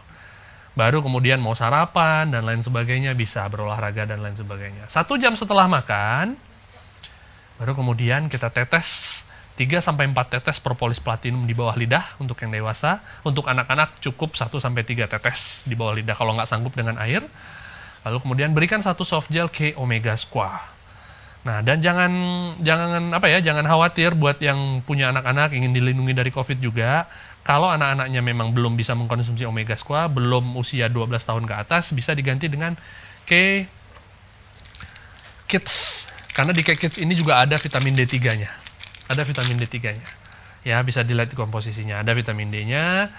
Nah, jadi itu juga bisa dikonsumsi 1 soft gel. Ya. Pada saat siang hari, pada saat jam makan siang, 1 jam sebelum makan, minum lagi liquid chlorophyll-nya. 1 jam setelah makannya, sama. Diulangi lagi propolis platinum dan 1 soft gel K Omega Squaa. Lalu pada saat malam hari, 1 jam sebelum makan atau 2 jam sebelum tidur, itu bisa konsumsi 1 sloki K liquid chlorophyll. Boleh dicampur dengan apa aja. Jadi simple kok sebenarnya. Yang penting dijadikan kebiasaan saja dulu. Ya. Nah, jadi dalam menghadapi new normal ini, kita butuh modal. Modalnya adalah kesehatan yang paripurna. Kesehatan yang benar-benar sehat dari dalam tubuh kita. Ya. Saat kita sedang mengalami PSBB, saat kita menghadapi pandemi ini bersama-sama, kita banyak belajar banyak hal yang kita pelajari. Ya, yang tadinya kita mungkin cuek, jarang cuci tangan dan lain sebagainya, kita sekarang mulai cuci tangan. Yang tadinya kita batuk nggak beretika, sekarang kita sudah mulai menggunakan masker, bahkan batuk dengan etika yang baik dan benar. Dan kita pun saling mengingatkan dan satu sama lain. Tapi apakah itu saja cukup? Saya rasa enggak. Karena COVID-19 akan tetap ada di sekitar kita, among us. Ya, dan akan mungkin lambat laun akan mengenai kita juga dan lain sebagainya. Sehingga apa yang kita butuhkan? Yang kita butuhkan adalah sistem daya tahan tubuh yang baik. Untuk bisa mendapatkan sistem daya tahan tubuh yang baik, maka kita perlu berbagai macam cara, yaitu makan yang cukup, istirahat yang cukup, berolahraga yang rutin. Kalau komposisi gizi kita masih kurang, makanan hari-hari kita masih jauh dari kata cukup untuk gizinya, maka kita wajib mengkonsumsi suplemen. Sehingga ini bisa melengkapi makan kita yang kurang tadi. Nah, jadi konsumsilah suplemen dengan rutin, terutama suplemen yang bisa meningkatkan daya tahan tubuh, yang bisa melindungi diri kita dari COVID-19 itu tadi. Nah, jadi semuanya saya yakin mudah-mudahan dengan adanya webinar ini, kita bisa siap menghadapi new normal. Gimana nggak? Quiz time? Alhamdulillah, saatnya quiz time. Oke, kita akan lihat pertanyaan. Ini adalah pertanyaan terakhir. Jadi yang belum kira-kira bisa jawab, ini bisa jawab sekarang. Yuk, kita lihat pertanyaannya. Apa saja komposisi yang terkandung pada K omega square plus? Ada berapa? Aduh, ampe. Oh, jangan dibocorin ya nanti ya. Oh, siap. Oke. Tulis jawabannya di Facebook. Nanti akan diseleksi lalu kemudian akan akan diumumkan ya. Akan diumumkan pemenangnya kapan? Hari ini juga. Siap kalau begitu. Oke, kira-kira begitu penutup dari saya. Mudah-mudahan menghadapi new normal ini, kita tidak hanya menyediakan masker banyak-banyak di rumah, tidak hanya menyediakan hand sanitizer saja di rumah, tapi apakah badan kita sudah dikasih suplemen atau sudah dikasih gizi yang cukup atau tidak? Nah, kalau memang belum, lengkapi gizi Anda, lalu kemudian ubah gaya hidup Anda. Ya, oke. Sekian dari saya untuk seminarnya. Kita akan ketemu lagi ke sesi berikutnya, yaitu jawab pertanyaan. Yes. Sip. Udah pada masuk, udah banyak banget. Sudah ada yang masuk? Di mana? Di HP ku ada? Coba saya baca. Wah, udah banyak ya. Ada 9. Nggak salah lu. Banyak banget. Oke, yang pertama, saya sebutin dari siapa? Oke, saya sebutin dari Silver Leaders Club, Novita Sari. Apa kabar Mbak Novita? Sehat? Produk apa saja yang untuk mencegah paru-paru, dokter? Mencegah paru-paru apa nih? Paru-paru basah maksudnya ya? Gangguan paru-paru. Oh, gangguan paru-paru. Oke, untuk mencegah gangguan paru-paru atau kita sebut, ya kita anggaplah pneumonia ya, untuk mencegah saluran pernafasan, sebenarnya adalah produk yang tadi saya sebutkan 3. Pertama, K-Liquid Chlorophyll, rutin konsumsi propolis platinum, dan juga omega square, plus tambahkan ayu asmo ya, untuk menjaga saluran nafas biar lebih baik gitu loh. Penggunaan ayu asmo untuk yang isi 60 ya dalam waktu mungkin 1 bulan itu sangat baik sebenarnya ya. Jadi di maintain ayu asmonya selama 1 bulan gitu ya. Nanti akan dilihat kemampuan parunya akan jauh lebih bagus. Nah, jadi itu produknya ya. Jadi K-Liquid Chlorophyll, propolis platinum, K omega square ditambahkan K ayu asmo. Ya, 2 kali 1 sehari. Lalu yang kedua, dari Rafa Vinza. Produk apa yang cocok untuk bayi usia 3-4 tahun jika susah BAB? Oke, ini agak di luar dari topik ya, bicara soal susah BAB pada bayi. Jadi gini, ini Mas apa Mbak ya? Ya, jadi Rafa, produk untuk bayi yang susah BAB itu untuk usia 3-4 apa nih, bulan apa tahun nih ya. Sebenarnya tidak ada produk spesifik untuk itu. Ya, produk pencahar untuk bayi itu sebenarnya tidak terlalu disarankan sebenarnya penggunaannya oleh dokter sekalipun, oleh saya sendiri ya. Saya sendiri kalau ada pasien-pasien yang ini, biasanya yang saya koreksi adalah pertama susunya.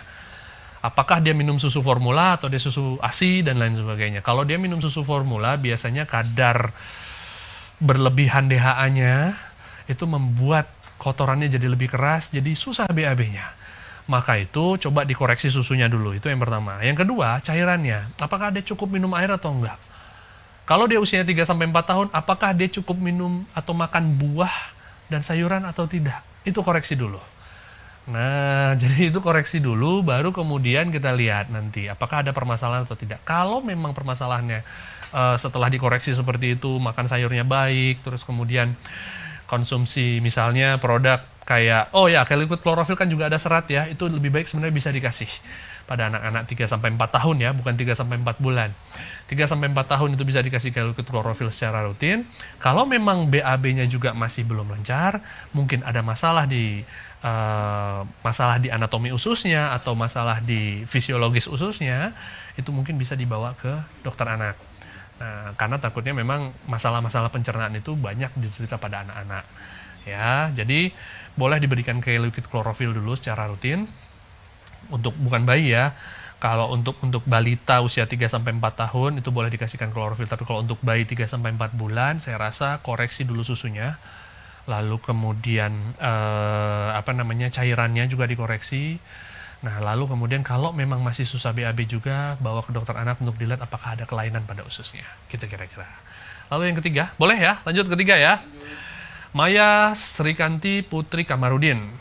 Oke, apa kabar Maya? Apakah sering mandi malam setelah maghrib misalnya bisa berakibat untuk paru-paru basah, Dok? Wah, ini sering ditanya nih. saya termasuk orang yang paling sering mandi malam. Dari usia berapa ya saya mandi malam tuh? 15 tahun. Karena saya tuh kalau mau ke seusia Angga ya sekarang ya. Jadi saya itu dari usia 15 tahun kalau ingin beranjak tidur, masuk tidur tuh saya harus mandi dulu kondisinya. Harus mandi, bersih, ganti baju baru saya bisa tidur. Karena kalau enggak saya nggak bisa tidur. Nah jadi apakah berbahaya terhadap tubuh, apakah bisa mengakibatkan paru-paru basah? Sebenarnya bukan itu penyebab paru-paru basah. Paru-paru basah atau istilah lainnya adalah pneumonia, itu penyebabnya adalah karena infeksi dari mikroorganisme yang tertular lewat mana? Droplets. Ya, lewat orang batuk, lewat orang bersin, lewat orang bicara, ada cipratan cairan yang sifatnya droplet seperti itu terhirup oleh kita. Nah, yang kedua juga lewat misalnya kita megang sesuatu terus kemudian kita masukkan tangan kita, atau kita megang sesuatu kita belum cuci tangan udah makan makanan, makanya virus itu bisa masuk atau bakteri itu bisa masuk dan lain sebagainya. Nah, jadi itu penyebab paru-paru basah sebenarnya, bukan karena kebanyakan begadang atau dan lain sebagainya. Gitu ya. Jadi penyebabnya karena itu. Mandi malam sebenarnya tidak berbahaya selama memang dia mandi dalam kondisi yang fit. Jangan dalam kondisi demam. Ya, terus kemudian apakah bisa menyebabkan rematik? Sebenarnya enggak.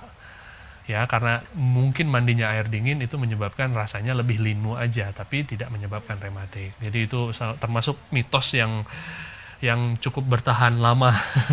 Jadi nggak ada masalah kalau memang mau mandi, silahkan pakai air hangat, pakai air dingin, atau dikombinasikan, itu jauh lebih baik. Ya, gitu Mama ya, jadi tidak menyebabkan paru-paru basah. Yang keempat, Mbak Kokom Komalawati. Apakah seseorang yang dulu lagi kecil kena TBC, bisa ada kemungkinan timbul lagi penyakitnya walaupun dulu sudah sembuh?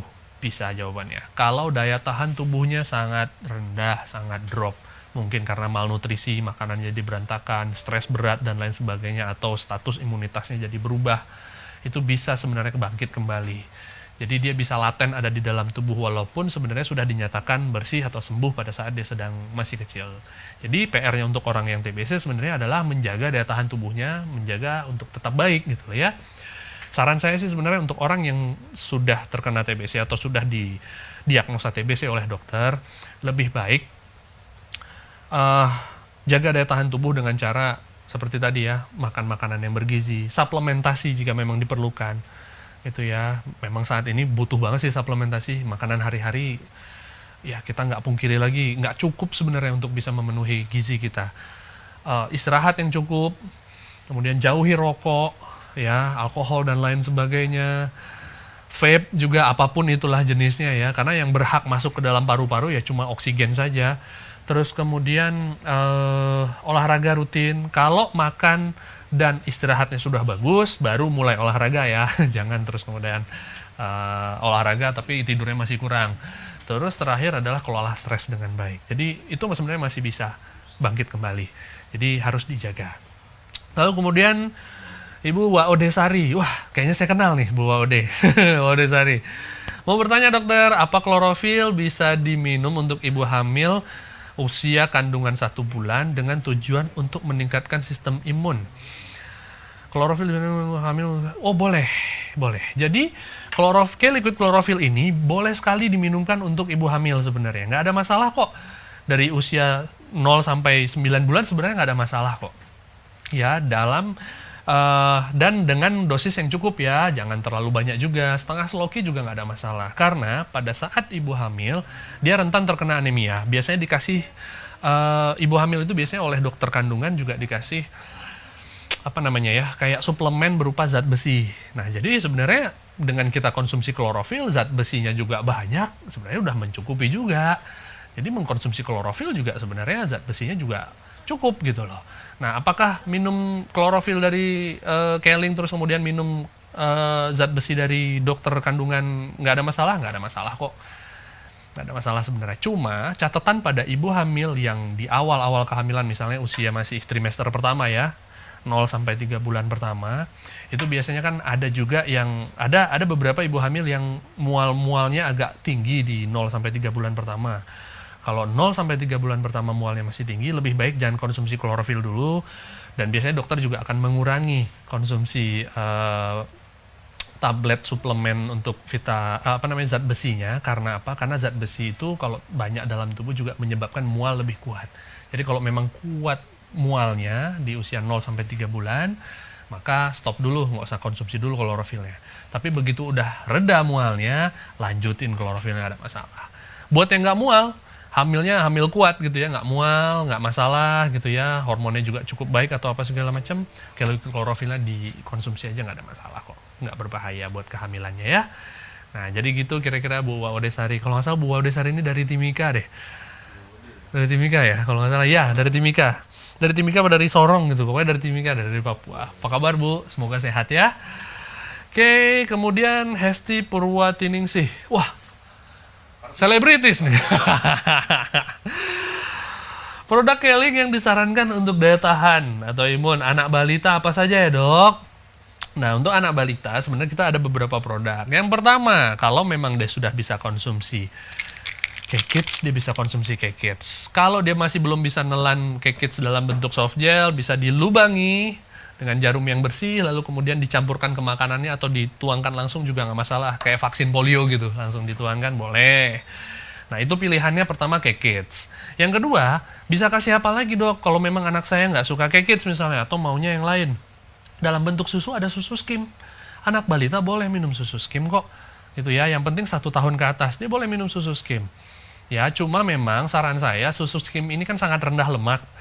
Ya, sangat rendah lemak. Jadi anak balita kan memang masih butuh lemak. Kombinasikan antara susu skim dan susu biasanya. Jadi pagi dia minum susu skim, malamnya dia bisa minum susu biasanya misalnya gitu, atau susu formula yang biasa gitu ya, supaya kadar lemak dalam tubuhnya juga meningkat. Anak segitu masih butuh banyak lemak. Ya. Nah, cuma kalau usia 25, lu jangan minum susu berlemak lagi, lu minum jangan susu full cream lagi, lu minum susu skim ya. Nah, kalau untuk orang yang nge-gym juga, misalnya kan dia butuh susu yang rendah lemak, itu susu skim sangat bagus karena proteinnya tinggi, lemaknya sangat rendah, jadi nggak bikin kadar lemak dalam tubuhnya meningkat. Nah, jadi itu sih sebenarnya produknya. Apakah propolis bisa dikasih buat balita? Anak saya justru minumnya propolis duluan dibandingin K-Kids. Jadi K-Kids kalau untuk anak saya sendiri sebenarnya rutin. Tapi kalau untuk propolis itu sebenarnya adalah produk imunitas pertama yang mereka rasa. Memang awalnya aneh sih, mereka lari-lari kalau diminumkan karena rasanya pahit. Anak kecil kan nggak suka pahit, tapi nggak apa-apa. Lama-lama mereka suka. Lalu kemudian pertanyaan ketujuh dari Ibnu bin Masrin. Halo Keling Indonesia, kami dari Cikarang. Ya, apa kabar? Mudah-mudahan sehat selalu ya. Bertanya tentang meminum K-Liquid klorofil setiap hari. Apa tidak mengganggu ginjal? Nah, selama dikonsumsi dalam dosis yang tepat. Juga dikonsumsinya dengan air yang cukup. Artinya tidak menggantikan klorofil dengan air putih. Lalu banyak loh orang salah kaprah. Saking bagusnya nih klorofil, dia menggantikan klorofil dengan air putih. Hari-hari dia nggak pernah minum air putih. Air putih yang ada pasti dicampur sama klorofil. Itu nggak baik juga. Jadi minum sesuai dengan dosis. Berapa dosisnya? 3 kali 1 seloki sehari. Jangan lebih, jangan berlebihan. Segala sesuatu yang berlebihan nggak baik. Apalagi kekurangan. Jadi kalau sudah pas seperti itu, konsumsi dengan rutin, insya Allah nggak ada masalah di ginjalnya. Bahkan akan jauh lebih baik kerja ginjalnya. Ya, plus minumkan air putih juga. Karena kan kebutuhan air kita kan tidak hanya 3 kali 250 cc sehari saja, 750 cc enggak kan, kita butuh 2 liter lebih kadang-kadang. Jadi 750 cc-nya mungkin dicampur dengan K-Liquid klorofil, sisanya air putih aja deh. Ya, nah, jadi insya Allah nggak ada masalah. Oke, berikutnya dari Ibu Ita Duila. Ibu Ita Duila, untuk saraf kejepit, klorofil boleh nggak? Atau ada produk apa? Oke, Bu Ita, bicara soal saraf kejepit, saraf kejepit ini merupakan satu fenomena yang terjadi dalam tubuh kita akibat dari faktor traumatis atau faktor penekanan yang kuat gitu ya. Faktor fisikanya lebih banyak. Faktor ketidakseimbangan penompang dengan beban. Jadi ini terjadi karena proses, bisa dibilang proses fisika, karena proses trauma, karena proses terlalu banyak beban, bukan karena proses kimiawi. Beda dengan diabetes. Jadi, kalau prosesnya terjadi karena memang misalnya trauma, karena memang beban yang berlebihan dan lain sebagainya, hanya diberikan obat atau diberikan suplemen biasanya tidak akan membantu.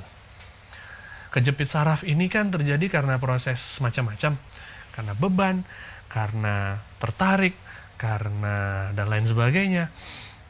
Sehingga pemberian obat dan pemberian suplemen hanya akan meredakan nyerinya saja. Tapi penjepitannya itu tidak lepas. Tetap akan ada. Bagaimana cara melepaskan penjepitannya? Dioperasi, Bu, dilepas penjepitannya, dibebaskan sarafnya, dikasih struktur tulang yang baru, dikasih besi-besi yang baru, lalu kemudian dia akan terbebas dari penjepitan saraf itu. Ya, jadi saran saya ini sebenarnya kombinasi antara tindakan medis berupa operasi untuk melepaskan penjepitan yang ada di saraf, bisa di punggung, bisa di leher sebenarnya. Sekarang banyak sekali orang terkena penjepitan saraf di leher. Tindakan medis dikombinasikan dengan produk-produk Keling itu sangat ideal dilakukan, dan sudah banyak sekali yang membuktikan bahwa dia jatuhnya jadi lebih cepat sembuhnya, jadi lebih aman sarafnya, jadi lebih cepat nutup luka operasinya karena dibantu dengan produk-produk suplementasi. Nah, jadi saran saya adalah ikuti kata dan saran dari dokter bedahnya atau dokter sarafnya, ya. Kalaupun memang harus dilakukan operasi, lakukan operasi. Nah, sebelum dilakukan operasi, persiapan. Sebelum naik meja operasi, persiapan dengan cara apa? Pemberian suplemen yang baik, supaya HB bagus, tensi bagus, gula darah bagus. Apa produknya? K-Liquid Chlorophyll, 3x1, Gamat Extract Emulsion, ya, itu bisa diberikan 2x1 atau 3x1 sendok makan sesudah makan. Ya, terus kemudian pemberian seperti spirulina itu juga bagus supaya kadar gula dalam darah baik dan lain sebagainya, dan juga vitamin mineralnya juga bagus. Nah, lalu kemudian itu untuk pre-op-nya. Setelah dilakukan operasi, lalu kemudian pasca operasinya, perbanyak konsumsi Gamat Extract Emulsion-nya. Bisa ditingkatin dosisnya jadi 4x1 juga nggak ada masalah. Klorofilnya dilanjutkan, spirulina dilanjutkan supaya perbaikan sarafnya bagus, lalu kemudian luka bekas operasinya juga cepat menyembuh. Nah, salam saya buat pasiennya, semoga cepat sembuh dan bisa aktivitas kembali normal dan tidak terganggu lagi dengan saraf kejepitnya, ya, Bu Ita Duwila tadi. Oke, dan yang terakhir pertanyaan nomor 9 dari Rosa Eva P. Tanjung. Apa kabar, Rosa? Mudah-mudahan sehat, ya. Apakah K-Liquid Chlorophyll bisa membantu menurunkan tensi darah?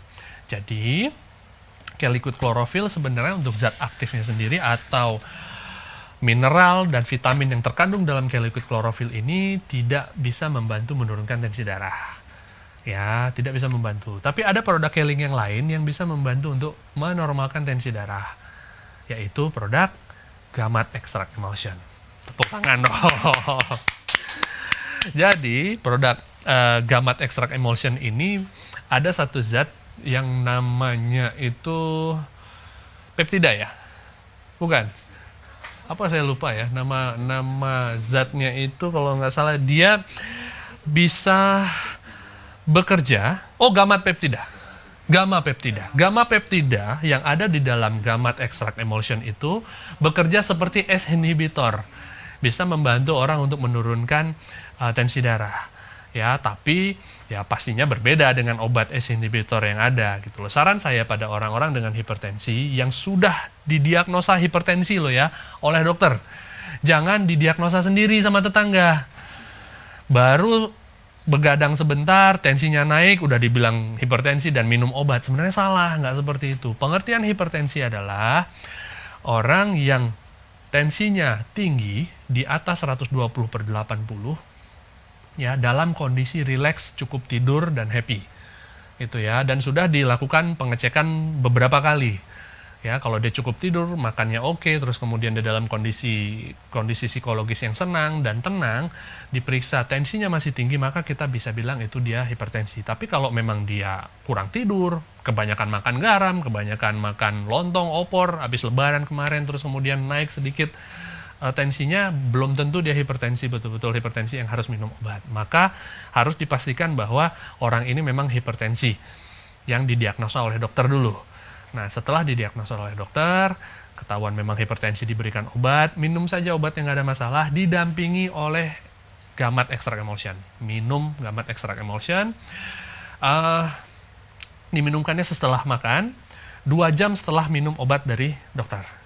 2 atau 1 jam boleh ya, supaya tidak ada reaksi atau interaksi antar zat. Gitu loh. Setelah itu, baru kemudian dievaluasi, dilihat. Biasanya, kalaupun memang terkendali baik, dokter yang bersangkutan juga akan menurunkan dosis dari obatnya. Sehingga dosis obat bisa turun, minum gamat ekstrak emulsionnya bisa lanjut. Lebih aman mana? Lebih aman minum ekstrak gamat emulsion sebenarnya. Kenapa? Karena herbal. Karena berasal dari bahan alam berupa tripang yang alamiah. Dibandingkan kita harus minum obat secara terus-menerus. Ada dilematisnya. Obat itu ibarat pisau bermata dua. Satu kena penyakitnya, satu kena ke diri sendiri akibat efek samping dari obat. Nah, jadi sebenarnya kalau memang ada pilihan untuk tidak minum obat secara rutin, lebih baik hindari. Tapi kalau memang harus minum, dampingi dulu dengan suplemen, nanti perlahan-lahan dosis obatnya akan menurun. Gitu kira-kira. Mudah-mudahan bisa membantu ya. Dan cepat sembuh hipertensinya. Amin. Oke, sesi kedua telah selesai. Ada 9 pertanyaan sudah kita jawab. Oke, selamat untuk pemenang. Sudah ada diumumkan nanti ya. Sudah diumumkan juga. Selamat untuk pemenang. Mudah-mudahan bermanfaat produknya. Ya, walaupun kita memang berbatas jarak, berbatas ruang dan waktu jauh gitu ya dari dari Keling Tower atau apa, insya Allah mudah-mudahan kondisi pandemi ini segera usai dan kita bisa berkumpul kembali mungkin di acara-acara berikutnya ya, bisa bersilaturahim lagi dengan baik dengan modal kesehatan yang lebih baik juga ya. Mudah-mudahan pertemuan ini bermanfaat banyak. Dan jangan lupa, ajak semua teman-teman, ajak semua keluarganya untuk ikuti terus, pantengin terus webinar-webinar dari Keling. Karena kita pastinya akan berikan yang terbaik dari kita, supaya kita masih bisa tetap sehat, tetap bisa mengembangkan bisnis dengan baik. Jadi, jangan lupakan dan jangan lupa untuk nonton selalu atau ikuti selalu webinar-webinar berikutnya. Ya, oke, saya Dr. Arif Munandar beserta semua kru yang mendukung, teman-teman semua yang ada di sini, pamit undur diri. Assalamualaikum warahmatullahi wabarakatuh. Sampai berjumpa lagi. Dah.